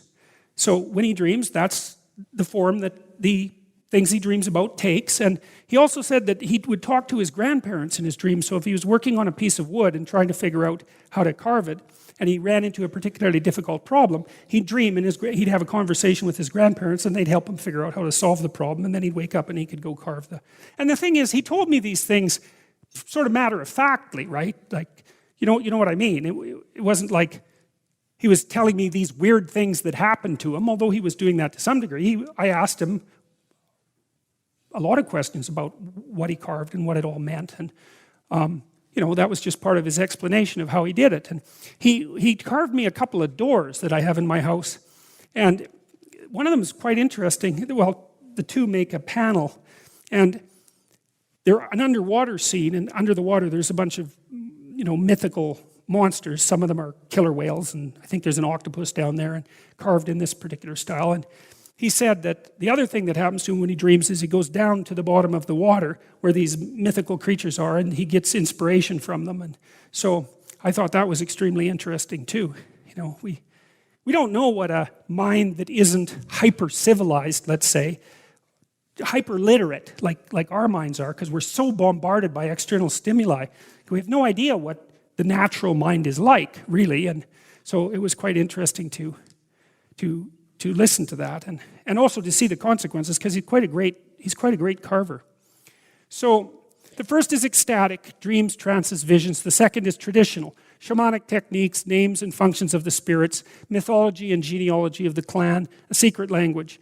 This twofold teaching imparted by the spirits and the old master shamans constitutes initiation. Well, so, modern people have a problem with that because we don't really get initiated, but I would say that,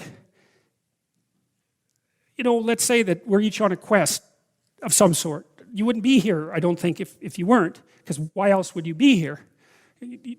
And so you're on a quest of some sort to figure out, to struggle with the meaning of life, let's say. And you don't want to do that alone, because you only last like 70 years, and good luck figuring it out on your own. It's just not going to happen. It's too complicated, and you'll be too isolated, right? If it's just you. That's insanity. No one can stand that. And so you hope that other people have things to tell you, and that your culture has something to tell you, so you're on a quest, maybe not with the same intensity as a shamanic initiate, but, let's give you some credit. And then you're also trying to understand the wisdom of the past. And that's the second part of this. It's like, okay, well, you're a human being, and human beings have been telling stories for a long period of time, trying to figure out what's going on, trying to figure out how to orient themselves in the world. And so, partly what you're doing here is exactly what the shamanic initiate does in the second part of the process, which is to expose yourself to the degree that you can to names and functions of the spirits, mythology and genealogy of the clan, and the secret language. This twofold teaching imparted by the spirits and the old master shamans constitutes initiation. So that's the rebirth, right? That's what initiation is. It's being born again. And that's a birth of the spirit rather than of the body. It's something like that. And so it's the rebirth of an integrated psyche. That's one way of thinking about it. And a psyche that's individual, but also grounded in common humanity, in the wisdom of common humanity. And that makes you strong. or at least it makes you stronger. Because there's a limit to your strength, but God only knows to some degree what that limit is. People can be unbelievably tough. Unbelievably tough. And I think it's even the more admirable for human beings to be tough because we're so conscious of how we can be hurt. And we're so conscious of what that hurt can lead to. You can have your family taken away from you and you can be destroyed. And the fact that you can be courageous in the face of that at all is something that is absolutely unbelievable, right? And people deserve a lot more credit, I think, than people give themselves, because the fact that we can be honorable under conditions of life and death, right, of suffering, that's a testament to the human spirit. And there's a profound anti-human ethos, I think, that pervades our culture, that considers human beings cancers on the planet, something like that, and that there should be less of us. It's the same spirit that motivated the guy who wrote the book about it better to have never been. And it's like, I don't see it that way, I think people do pretty well for having their leg caught in a bear trap and their head caught in a vice. They're actually doing pretty well, because life is really hard, and the fact that we're not absolutely brutal and murderous all the time is really something remarkable, given what we actually have to contend with, that we can go out of our way to be honest and generous and altruistic and to care for each other under unbelievably dire circumstances, and to act nobly sometimes under the most trying conditions. In Solzhenitsyn's Gulag Archipelago, he tells story after story of people who acted abysmally, but also people who, under the worst threats imaginable, never sacrificed their character. And reading about that is really, well, it really makes you wonder. That's what it does. The future shamans among the Tungus, as they approach maturity, go through a hysterical or a hysteroid crisis, but sometimes their vocation manifests itself at an earlier age. The boy runs away into the mountains and remains there for a week or more, feeding on animals which he tears to pieces with his teeth.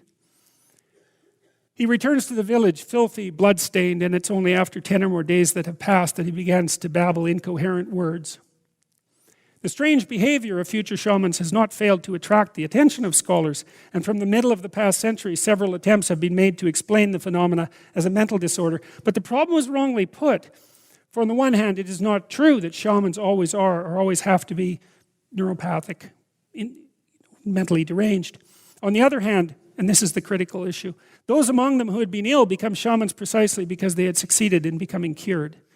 So it's not the descent into this strange subterranean psychological state that constitutes the transformation that makes the shaman, but it's the emergence back out of that. And that's a journey to the underworld and a rebirth, right? And there's this great book, this is a great book, by a guy named Henry Ellenberger, and he was an existential psychoanalyst and philosopher, and he wrote a book called The Discovery of the Unconscious, which I would highly recommend. It's on my list of recommended readings. It is a great book.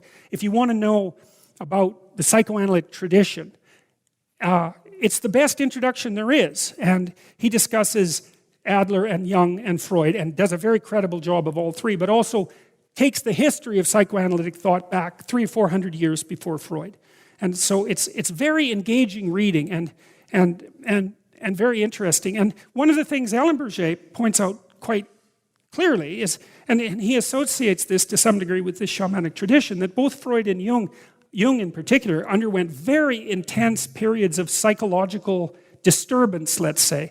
And I would say what was happening is that because they were questioning their axioms at the most fundamental level, they were deranging their cognitive and perceptual structures, right? And Jung was also experimenting with imaginative techniques, with visionary techniques, which he did a lot. And there was a period of his life where he was having a constant stream of visions, which he wrote down in a book called The Red Book.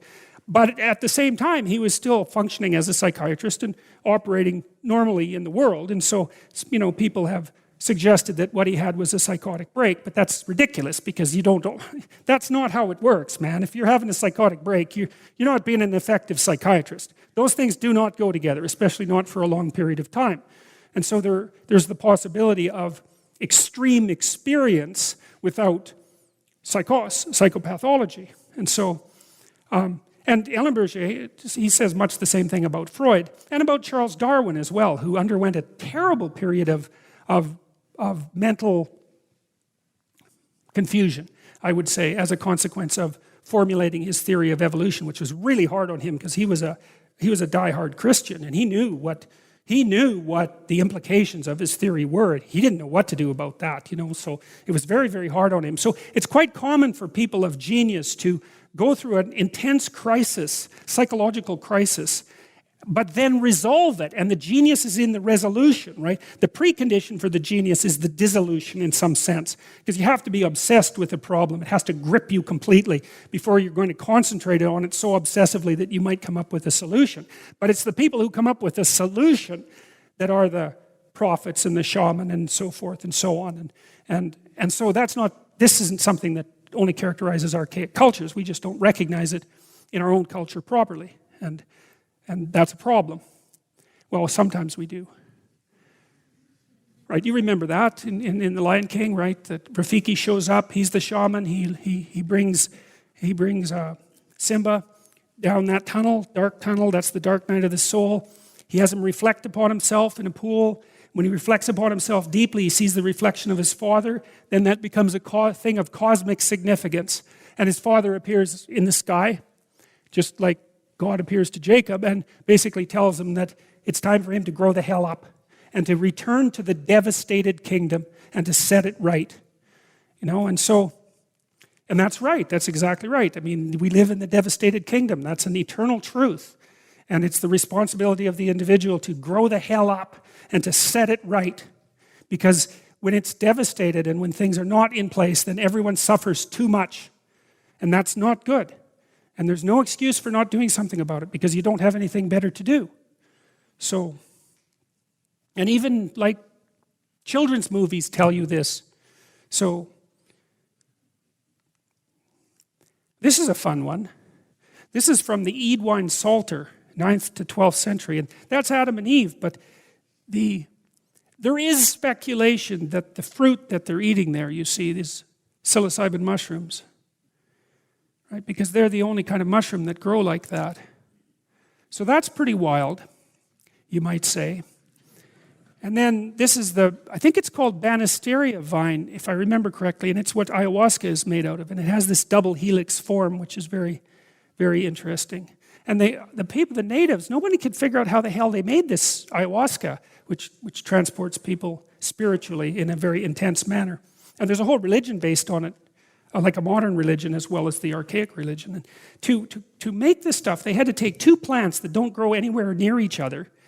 And there's 1 million plants in the Amazon, so how do you figure that out? Nobody knows. And then you have to cook them in this very particular way for a particular amount of time before you produce this stuff. So one of the plants has DMT in it, which is a very intense psychedelic, but it's very short acting. And the other has a MAO inhibitor. So if you take the DMT and you take the MAO inhibitor, then the DMT trip lasts for much longer. And so that's what these Amazonian natives figured out. And no one has any idea how they managed it. And if you ask them, they tell you that the plants told them how to do it, which isn't much of an explanation as far as modern people are concerned. But then when modern people take the ayahuasca and the plant, so to speak, starts to talk to them, they're a little less leery of the whole theory that the plants had something to do with this.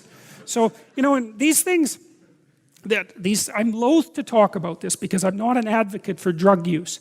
But by the same token, you can't ignore empirical data. It's not reasonable.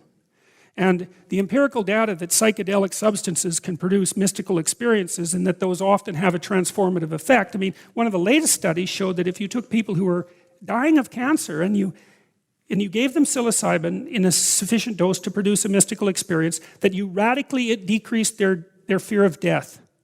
It's you got to think about that, man. That's tough. That's a tough experiment. You just wouldn't expect that. You think you take someone, you derange them intensely, and then when they come back, they're not, even though they're dying, they're not nearly as afraid of dying. You got to kind of wake up and smell the roses when you see something like that. And the people who are doing this research are very reliable people. So there's the Amanita muscaria. There's this old idea, it's quite a funny idea, toadstools. So flies like Amanita muscaria. And this is ridiculous, there's some evidence that they actually like getting stoned. So, because animals will eat these, like reindeer will eat these things too, and they get pretty tripped out by them. And so I have this book on psychedelic use among animals, which is a small book, but, and so, so there's this idea that toads used to sit around the Amanita muscaria and wait for the stone flies to like buzz badly around them and then snap them up. So that's pretty funny, I think. And so, and you know, there are mushrooms in the US that are the oldest organisms on the planet. Hey, there's one mushroom, I can't remember where it is, but it covers something like, oh God, I don't know, like hundreds of square miles. It's like this huge thing, because it's all underground, right? And they have these very complex networks of mycelia, they're called. And they think the thing is like 150,000 years old, something like that. So there's plenty of things about the world that we don't know, that's for sure. There's the chemical makeup of the classic psychedelics. You see, they all have the same fundamental structure. This is serotonin. That's one of the major brain neurotransmitters. And so what happens with the psychedelics is that they alter the brain function by altering the neurochemical utilization of serotonin. They change the manner in which the serotonergic systems work. And the serotonin system is a very basic system, because when you're an embryo and your brain is developing, it's the serotonin projections that basically orchestrate the development of your brain. So they're very archaic circuits, very, very archaic circuits. So, and this is the paper, I think I stole this from psilocybin. Griffiths, who's been doing a lot of this research. Psilocybin can occasion mystical type experiences having substantial and sustained personal meaning and spiritual significance. So, why? That's a good question, right? So here's a question for you. It is beyond dispute that human beings are capable of religious experience. Why? Why is that exactly? And you can associate it with psychosis, but that doesn't work. Because the theory doesn't hold water. It's not the same thing. So why is it there exactly? And it's not an easy thing to figure out. I'm always trying to figure out a biological explanation for everything, right? Because if you want to find something to stand on, you want to make sure that it can resist a challenge. And so if I can find an explanation for something that's reductionistic and materialistic and biological, then I'm going for that. But that's a tough one. Consciousness is a tough one. The moral sense is a tough one. They're not easy things to crack. The Big Bang is a tough one. So, a cynic might say that maybe sometimes when people are close to suicide, they'll have a mystical experience, And maybe you say, well, it's a last-ditch attempt of your brain to delude you into thinking that your life has some significance, And that's a plausible theory, but I don't think it accounts for the generality of the phenomena. So I don't buy it. What happens in the shamanic experience is that the shaman has the experience of being reduced to a skeleton first. So a death experience, a very realistic death experience. And then the next thing that happens is that he finds himself in a place where he's communing with the ancestral spirits. And then after that, there's the climbing of something like the ladder, Jacob's ladder, say, and an encounter with God for all intents and purposes. And it's very widespread phenomena. It's the world tree, and I've thought about this a lot, trying to figure out what this represents. According to a Yakut informant that's in Siberia, the spirits carry the future shaman to hell and shut him in a house for 3 years.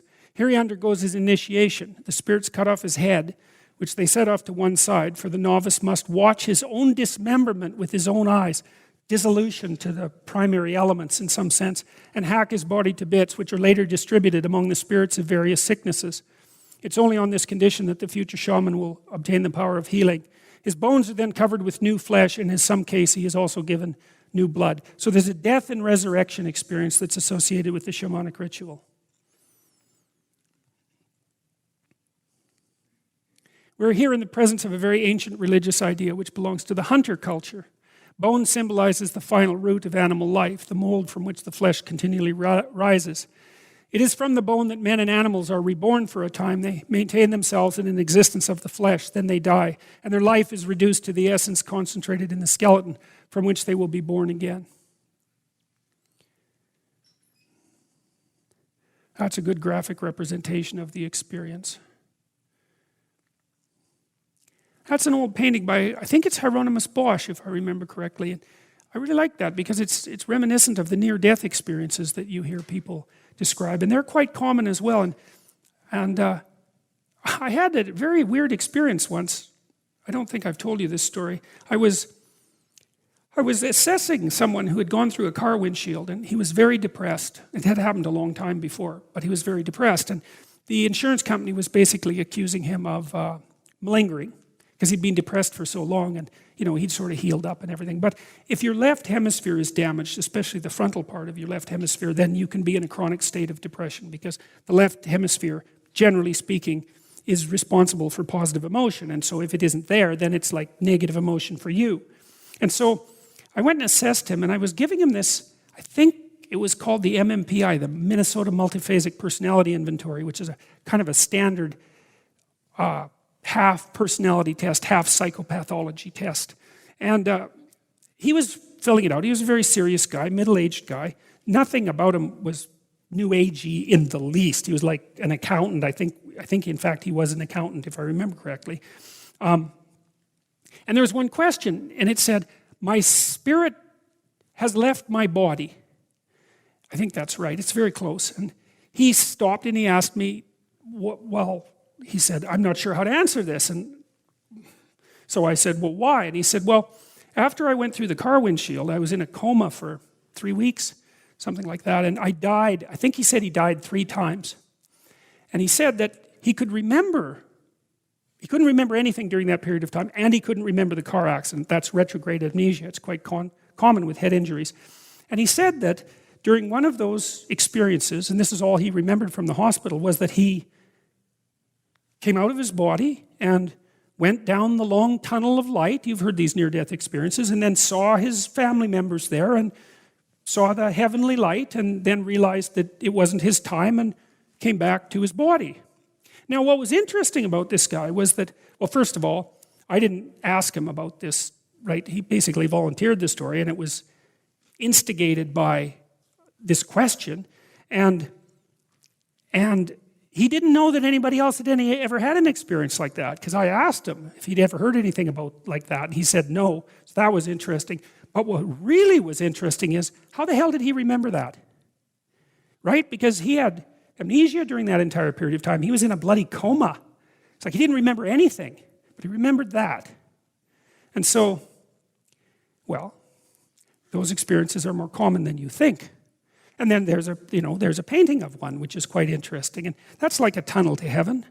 It's the same basic idea. It's a little bit more suffering going on in this one, I think. But that's pretty much typical of Hieronymus Bosch. I mean, I don't know what was up with that guy, but he was one strange character. Now, the Scandinavians have this idea that the world is a tree. And I've been thinking about that a lot. I think that the tree idea, a tree is something that is grounded in matter, let's say, and that reaches up to heaven. In the Scandinavian tree at the bottom, there's quite a cool idea. At the bottom of that, see, this tree is constantly being gnawed by snakes. You can sort of see the snakes at the bottom. And at the same time, it's being watered. And the water makes the tree grow at the same rate that the snakes gnaw on its roots. So it's like a yin-yang idea, that there's continual chaotic destruction and replacement at the basis of whatever this process is. But the tree seems to me to be a representation, not so much of, it's like a different dimensional space. That's what's trying to be represented. So imagine that, you're structured. If you take powers of 10 magnification, say human beings are about in the middle of the tiniest thing and the largest thing, if you do it by powers of 10.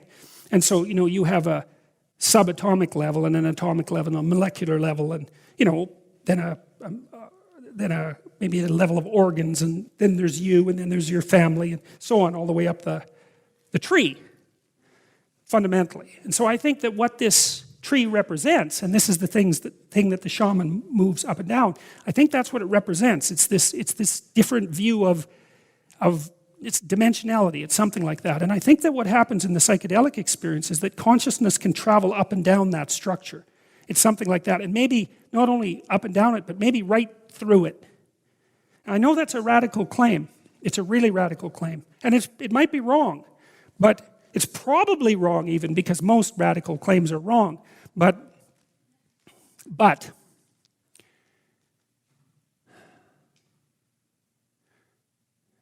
I'm not so sure it's wrong. And here's something cool. So that's the Scandinavian world tree, and that was drawn by an anthropologist who visited the tribes in the Amazon who use ayahuasca.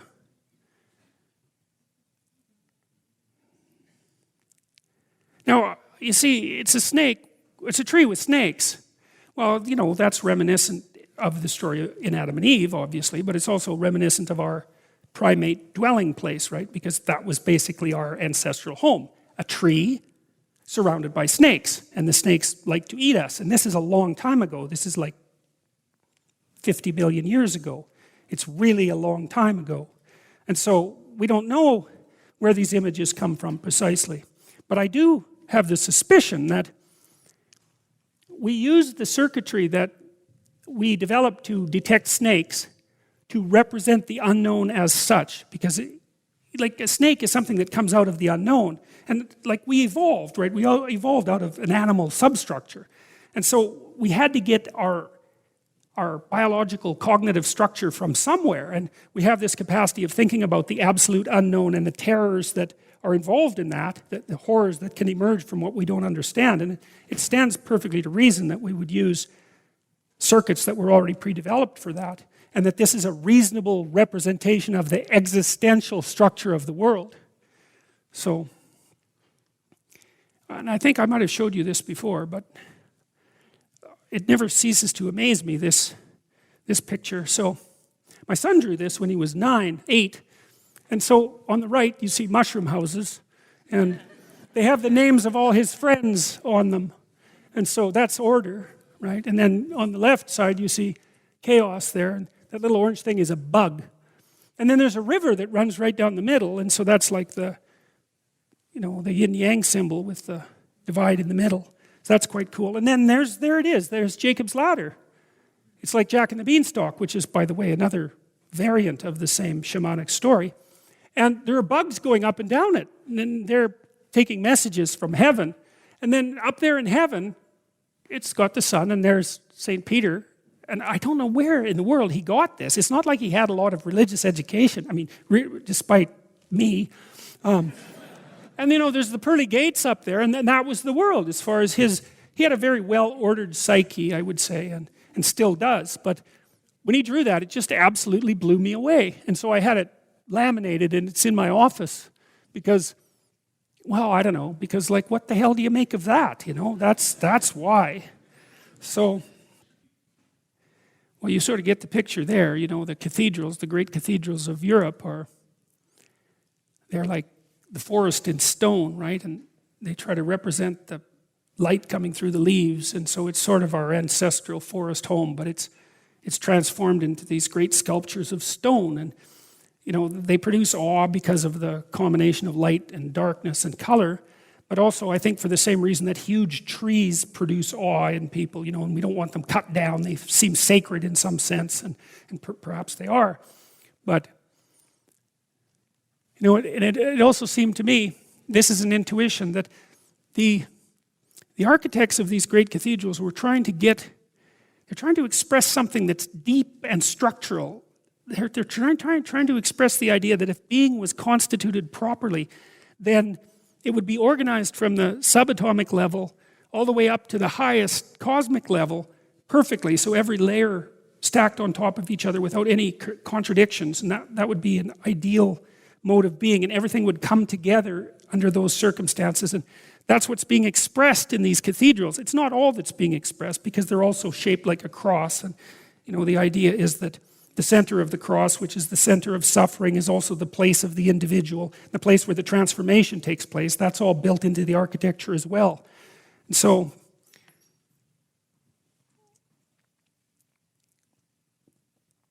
then there's the tree-like structures that make us up. It's stretched down to the tiniest realities, the microcosm.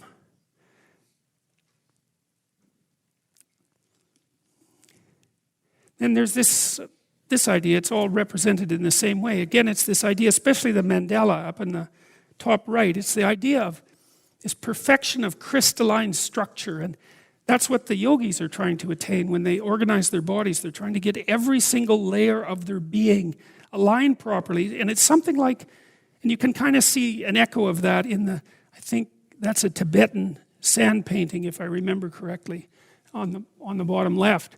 The idea is that if you get yourself aligned properly, then information can flow along that tree that's you without impediment, something like that. And that would be like a state of optimal health. And that both physical and spiritual exercises can put you in that state. And that's, well, those are all clouds of ideas that surround this idea of a ladder to heaven. So Jacob is talking to God, and God says, "Behold, I am with thee, and I will keep thee in all places where you go, and bring you again into this land, for I won't leave you until I have done that which I have spoken to you of." And Jacob awakened out of his sleep, and he said, "Surely the Lord is in this place, and I knew it not." And he was afraid and said, "How dreadful is this place! This is none other but the house of God, and this is the gate of heaven." And Jacob rose up early in the morning and took the stone that he had put for his pillows and set it up for a pillar and poured oil on top of it. That's a sacrifice. And he called the name of that place Bethel, but the name of the city was called Luz at the first. And Jacob vowed a vow, saying, "If God will be with me and will keep me in this way that I go, and will give me bread to eat and raiment to put on, so that I come again to my father's house in peace, then shall the Lord be my God. And this stone which I have set for a pillar shall be God's house. And of all of that is given to me, I will surely give the 10th unto thee." And that's a pretty good place to stop. So now I'll just conclude. So you have this very morally ambivalent character, right, who's so far, pretty much everything he's done that we're familiar with is not good. So he's betrayed his brother horribly twice, badly enough so that his brother wants to kill him, and everyone can kind of sympathize with his brother. So, and then he runs away, essentially, because his mother tells him to, which is not exactly a testament to his character. And despite that, strangely enough, he has this experience, and that's heartening, I guess. And that's the point, is that people are predisposed to terrible error. There's no doubt about that. And yet, when I was writing my latest book, I had a friend of mine, Norman Deutsch, wrote the foreword. And Norman's written a couple of great books, and he's Jewish. And he read some of what I'd written, and he took me to task for making the God of the Old Testament, from a Christian perspective, too harsh and unforgiving. And I rewrote a fair bit of it because of his criticism and because of what I've learned doing these lectures. It's like, it's not exactly right, I mean, what happens in the Old Testament is if you screw up, especially if you know you do, and you decide that you're not going to do anything about it, so it's conscious and deliberate, then look the hell out. You are in serious trouble. And I actually think that's also psychologically accurate. One of the things Jung pointed out, and this always struck me, was that if you don't know what you're doing, this is actually in the Gospel of Thomas as well. Interestingly enough, as one of the Gnostic Gospels, Christ tells his followers something like, if you make a mistake and you don't know what you're doing, then you'll be forgiven for it.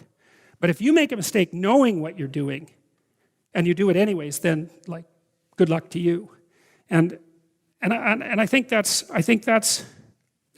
psychologically accurate. I mean,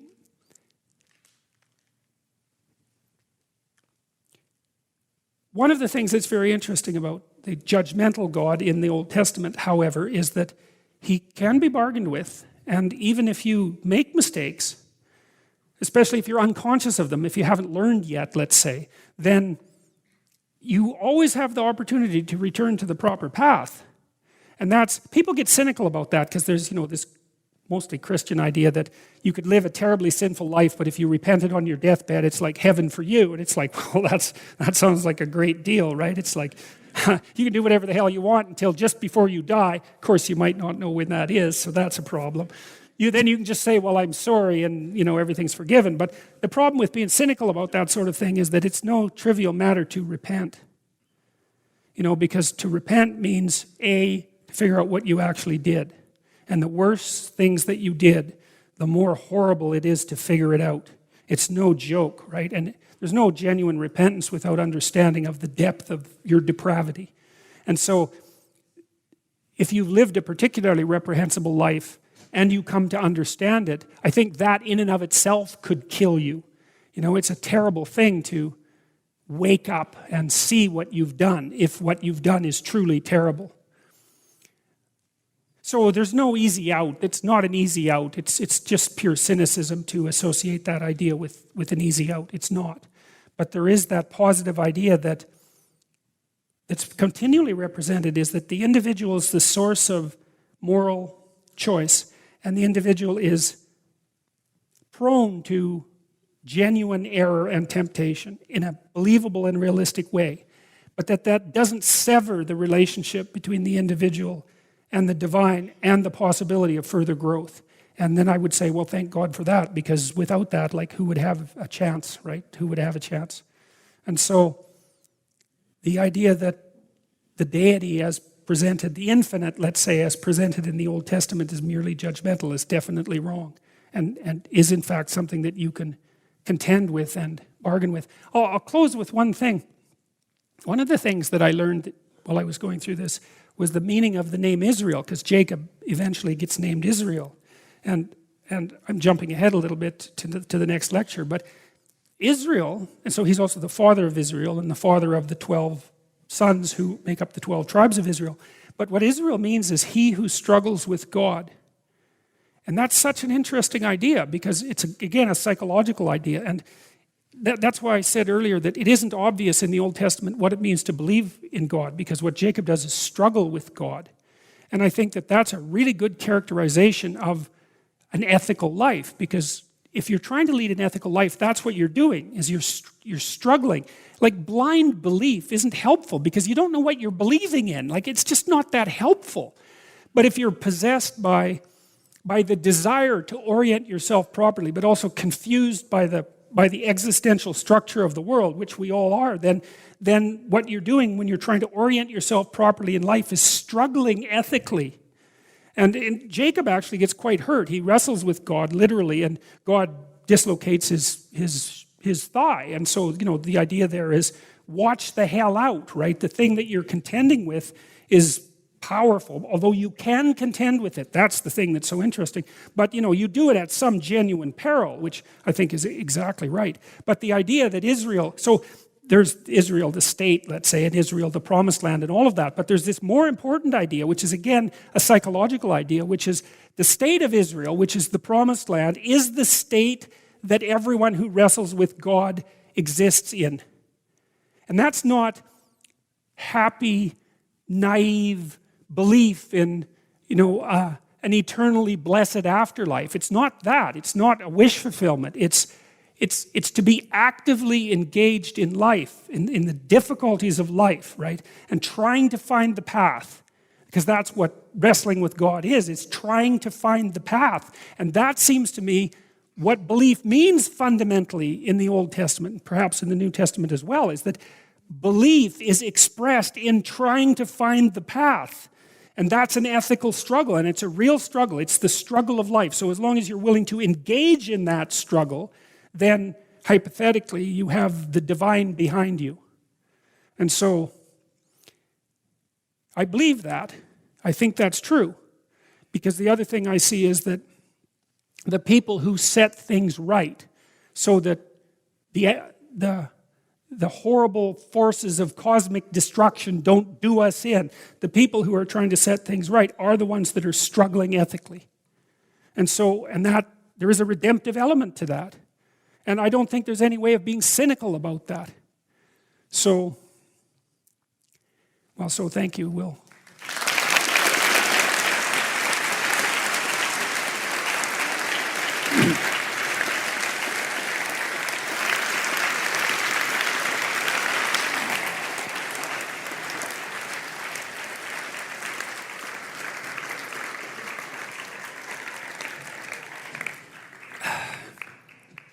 So remember to speak right into the mic, because there are all these other people watching that will hear us. So, okay. Hi, Dr. Peterson. So with the story of Jacob today, there was a theme of betrayal, and you can see that from the beginning because he was very angry and jealous at his brother.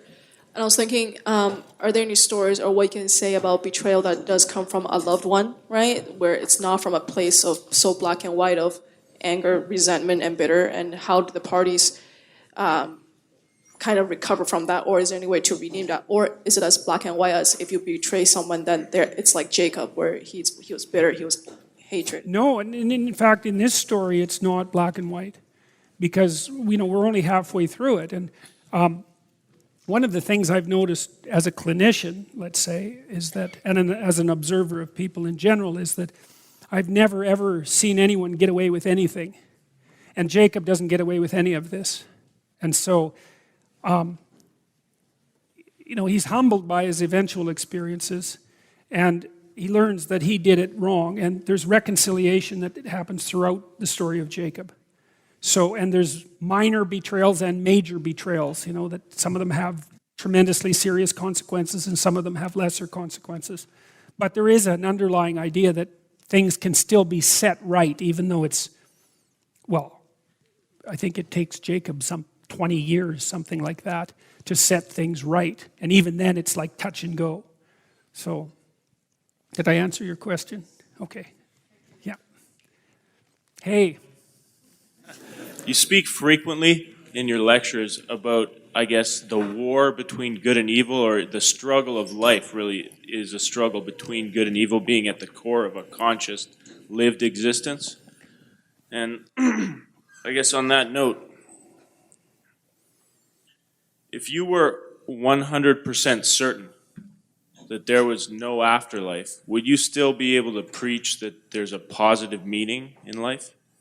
If you were 100% certain. Some atheists seem to be 100% certain, and yet they still preach that there's some positive meaning to life. Would you be one of those, or would you turn into Cain, so cynical?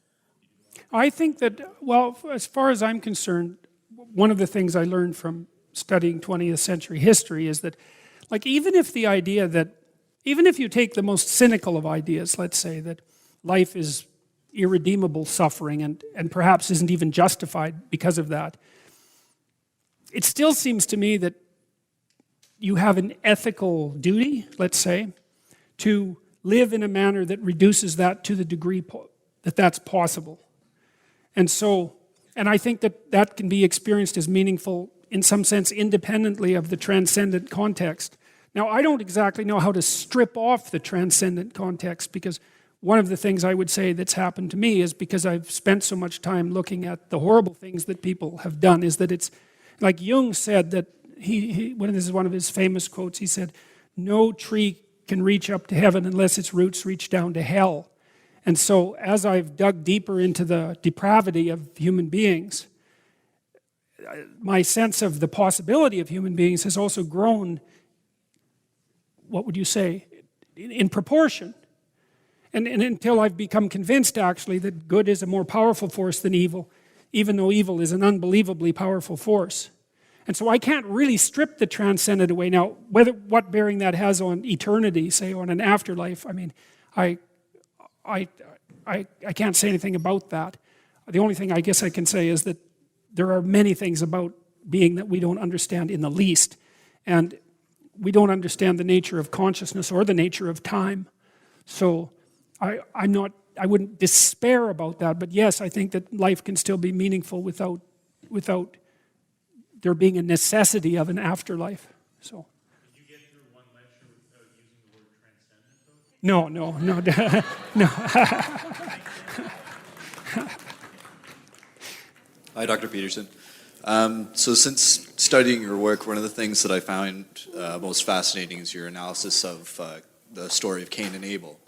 And my question is, if Cain got to the point that he did right before killing his brother, murdering his ideal, and decided that that was something he didn't want to do, what advice or guidance would you give a person that got to that point?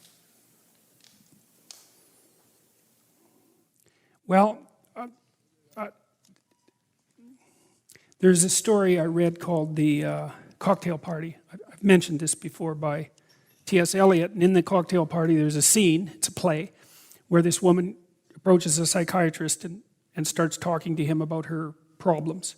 And she says something that surprises him. She says, I hope that I'm the problem. And he says, well, why would you hope that? And she says, well, I've thought about it a lot, and if the world's the problem, then I'm done because I can't change the world. But if I'm the problem, then maybe there's something about myself I can change and I can undo this terrible situation that I'm in. And so I would say that's repentance fundamentally. It's like, and I say this carefully because I understand that people are susceptible to bad fortune. Sin and ignorance can make that worse, but independently of that, like, good people suffer, make no mistake about it. But if things aren't right for you, if you're resentful about being, because that's the right way of, because that's the deepest way of thinking about it. If you read the writings of the people who do the mass killings, for example, that's what you see over and over. It's Cain. It's like they're angry beyond comprehension at the intolerability of being, and they're angry at God. Even if they don't say it exactly like that, they come so close to saying it like that there's no difference.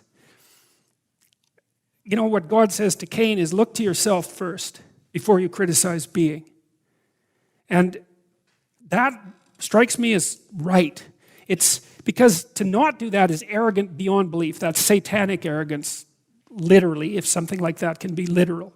It's like, don't make yourself the judge of being before you clean up your room, let's say. Because the other thing too, this is something I learned in some part from Solzhenitsyn when he was in the prison camps and trying to understand how these heroic people he saw could possibly manage it.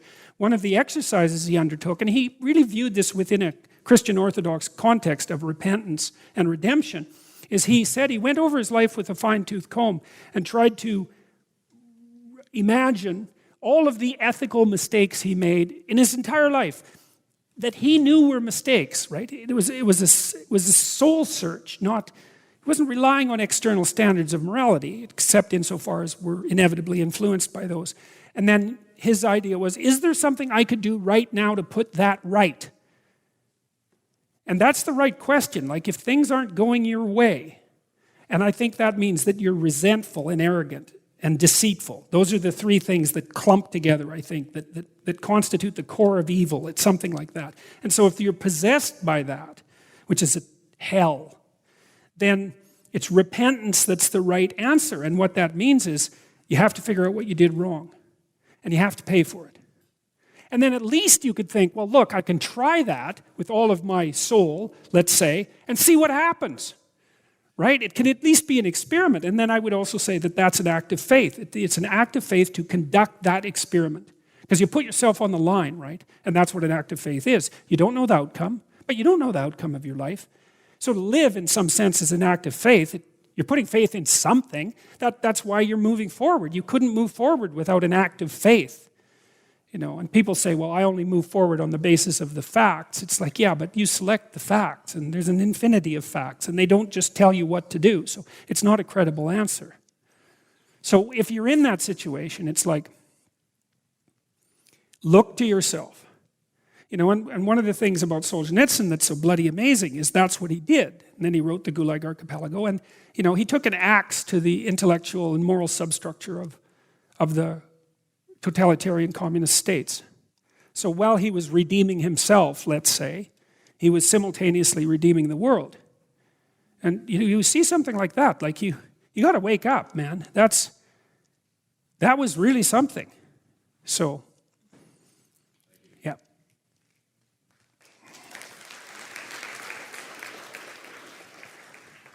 So, Dr. Peterson, I have a lot of questions that arise from your comments at the Balfour 100 event, your M103 video, your recent discussion with Ayaan Hirsi Ali, and your comments on Islam in the West in general.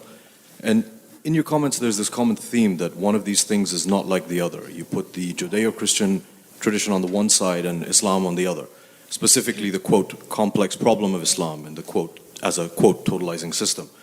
And before I go further, let me state that if hypothetically a final analysis of Islam resulted in as total a denunciation as your analysis of postmodernism or neo-Marxism, I wouldn't be personally offended at all. This isn't a personal question. In your recent interview with Ayaan Hirsi Ali, she said, Western values are superior to Islamic law and Islamic values. I agree with that, basically, certainly in the context of, let's say, current global affairs. I'll skip the quotes from a Reason magazine interview, but you should read them because hers is a worldview which is very much the West versus Islam, not radical Islam, but Islam, including necessarily the military option. So my question is, at the level of psychological significance of these stories, at the level of mythology and archetype, how is Islam so different from the Judeo-Christian tradition? You know, because Adam, Eve, Havva, Satan, Shaitan, so on and so forth, everything from the fall to the flood, a lot of what you discuss in this lecture series is necessarily part of Islam as well. And in fact, I think one of the strongest criticisms of Islam is that it's perhaps pretty unoriginal. You know, tonight you said that the moral presuppositions of a culture are instantiated in its stories. I see a lot of the same stories. So current global affairs aside, I'm asking at the deepest levels, how different are these stories and the moral presuppositions? Okay, well, that's a killer question. Well, okay, so the first thing I would say is, fundamentally, I don't know. And so part of the reason that one of the things I'm planning to do is to have a series of discussions, and plenty of people have contacted me about discussing with Ayaan Hirsi Ali, because as you know, she has powerful and serious foes. And they're not happy with her black and white distinction.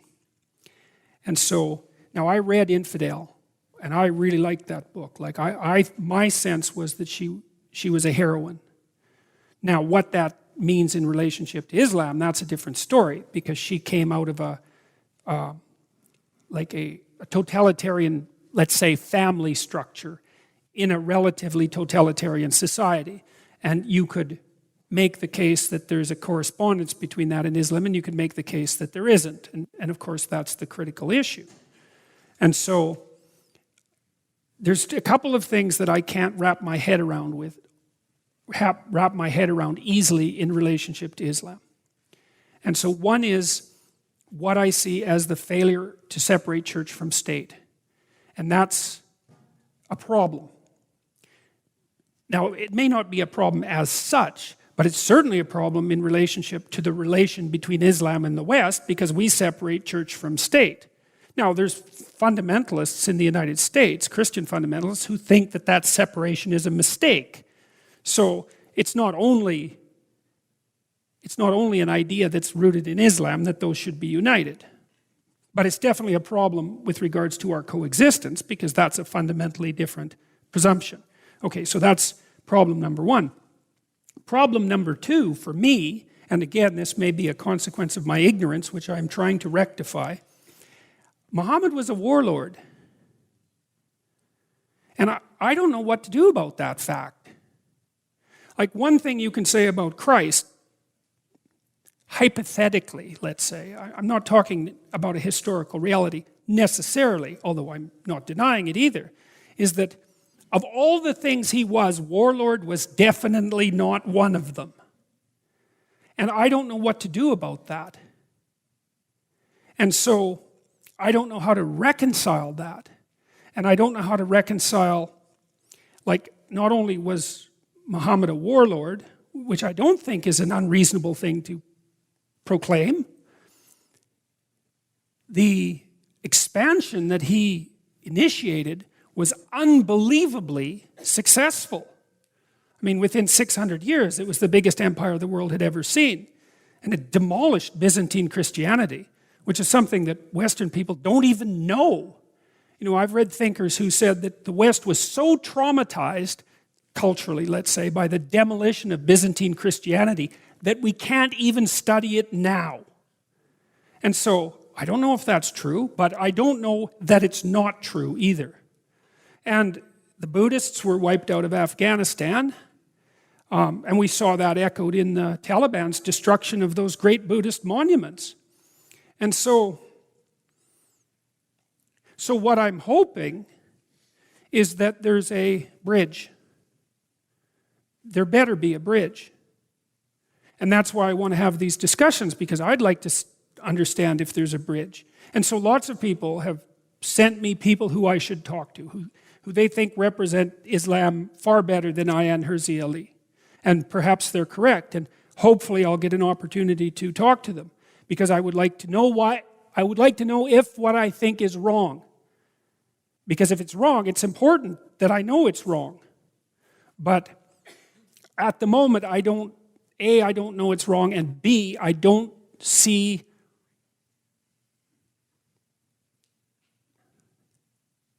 I'm not sure what it signifies. So, and I don't think anyone is sure, right? Because we have this entangling of the civilizations. You know, and there's other things too, like I'm not very happy with the Saudi Arabs and the Wahhabis. I don't think they're our allies. I don't see how any Western woman can possibly think that they're our allies. And I'm not happy with the fact that the petrodollars that we send them are transformed in substantial part into the kind of propaganda that's definitely a threat to the West.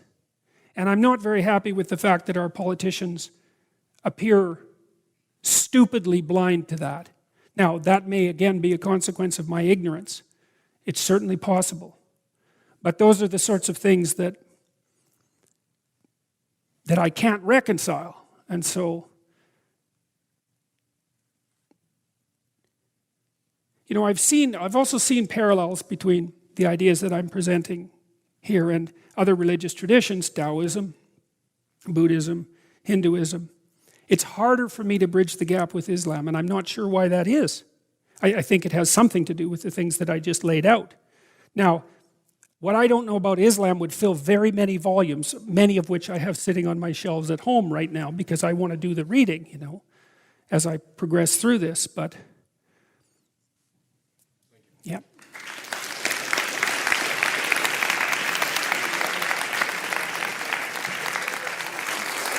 Good evening, Dr. Peterson. Thanks for continuing this series. Even us atheists appreciate the interaction and the conversation. I wanted to ask you something that is both emotional and analytical, because oftentimes you're basically pegged as seeing things very analytically. So you were talking earlier about the juxtaposition between happiness and honor, even though I don't think they're mutually exclusive personally. But if there's a situation, let's say, where someone is truly in love with someone else, and they love them for many years and decades, they have a whole history together, and then one of the people in this grouping start falling in love with someone else. So it's not that there's less love for the original partner. How analytically and emotionally do you take care of a situation like that when you feel that you want to stay honorable and be happy? Okay, so the first thing I would say is the devil's always in the details, right? So one of the things that I'm not happy about with much modern moral theorizing is that it takes a story like that, you know, and then tries to extract out a general moral principle. And often that's impossible because the particulars of the situation are very important. But having said that, all right, so let me think about that for a minute. I'm not sure that it's possible to be honorable in a situation like that, because I think that you've acted out the violation already. And having acted out the violation, to confess it might be the right thing to do, although perhaps not. You know, because it isn't obvious to me that if you betray someone, then you get to have the right to tell them about it. My observation has been that if there's a tight relationship, and if one party is betrayed by the other in that manner, that it's almost always irreconcilable. It breaks it. And you know, I've helped people try to struggle through that, on both sides of it, the person who was betrayed and the person who did the betrayal. I've seen people grow up and not do it again, and this was in situations where their partner didn't know. And in a couple of those situations, it seemed to me that it might have even been a necessary learning experience for the person who did it.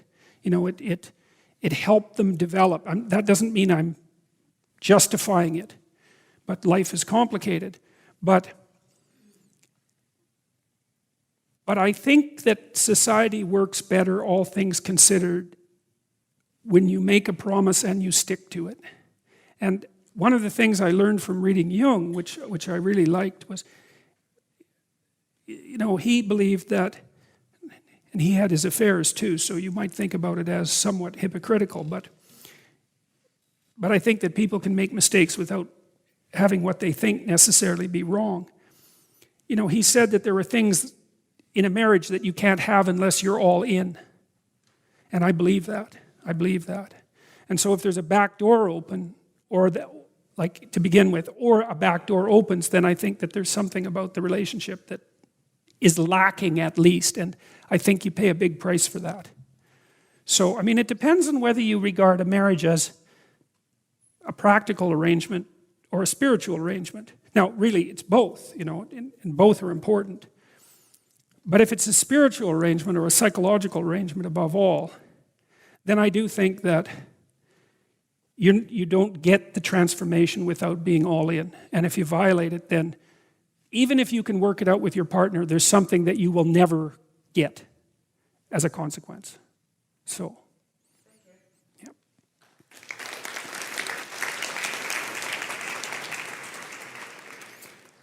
Last question. Okay, I hope I'll make this good. Thanks also for continuing the lecture series. I haven't listened to all of the lectures, but it seems like you focus very much on the appeal of the biblical stories to the individual psychology. Do you have any thoughts on the relative importance of crowd psychology to the appeal and staying power of the Bible, and also the reason why the Bible or the biblical stories took precedence over other ideologies which could have taken its place? Okay, well, let's go to the second one first. I think it's the same thing that happens when someone both creates and edits a great movie. No one knows, imagine how many choices are there in a great movie. Let's say it's an animated movie, because absolutely everything in an animated movie is constructed. Everything. God only knows how many choices, maybe there's millions of choices, and each choice is guided by some intuition of narrative suitability or beauty, or there's some higher ideal motivating it, right? The desire to produce a masterpiece, maybe that's it. That was certainly the case with the Disney movies, for example. And so that aspiration then makes the decisions. And so I would say, well, something like that guided the writing and the selection of the stories in the biblical canon. Now, could have there been other stories included? Well, the Catholics and the Protestants don't have the same biblical tradition, and neither do the Jews and the Christians. And so it isn't exactly clear what to make of that, that's akin in some sense to the discussion we just had about Islam and Christianity. In some sense, I've left that aside, that specific question, except insofar as I've just answered, because I'm trying to take what we have, which I know is at the root of our culture, and to figure out what it is that we have. Why it is that we have it, well, I've made some attempt to explain that in the manner that I just described, but I don't have a final answer. Could it have been different? It could have been different at some levels, but the same at others.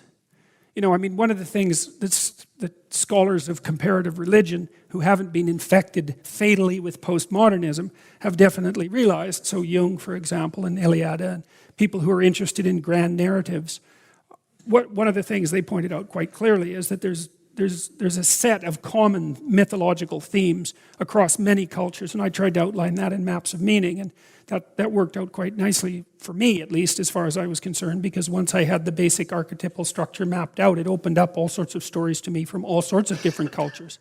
And that's been unbelievably useful, like the Mesopotamian story of the Enuma Elish, when I figured out what that meant, as far as I was concerned. I've never forgotten that. It just seared itself into my memory, and the same with the Egyptian stories and some Buddhist writings that I've read, and the Tao Te Ching is also very powerful. So I think that things can be different on one level and the same at another, but that humanity kind of coalesces on what's the same over a reasonable period of time, because there isn't that many ways that human beings can live properly as individuals and as groups together. And so there's this constant force that makes our ethical presuppositions converge. And then that's automatically expressed in the stories. It's something like that. Now, it's an imperfect process, and it's full of error. So, yeah.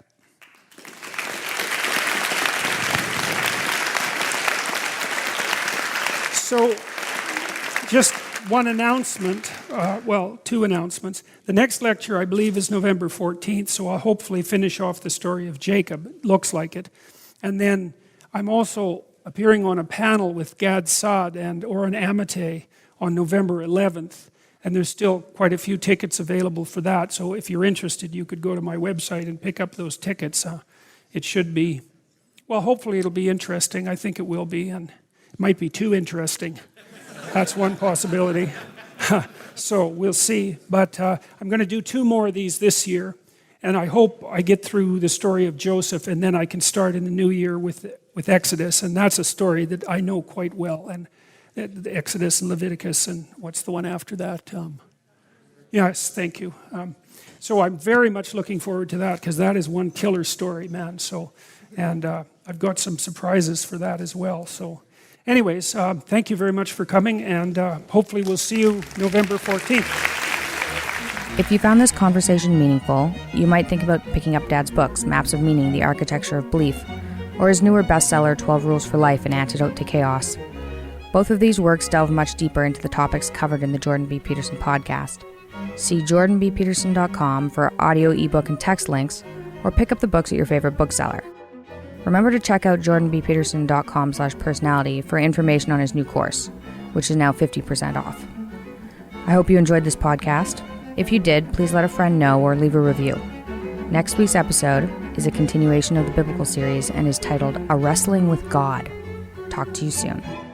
Follow me on my YouTube channel, Jordan B. Peterson, on Twitter, @Jordan B. Peterson, on Facebook, @Dr. Jordan B. Peterson, and at Instagram, @Jordan.B.Peterson.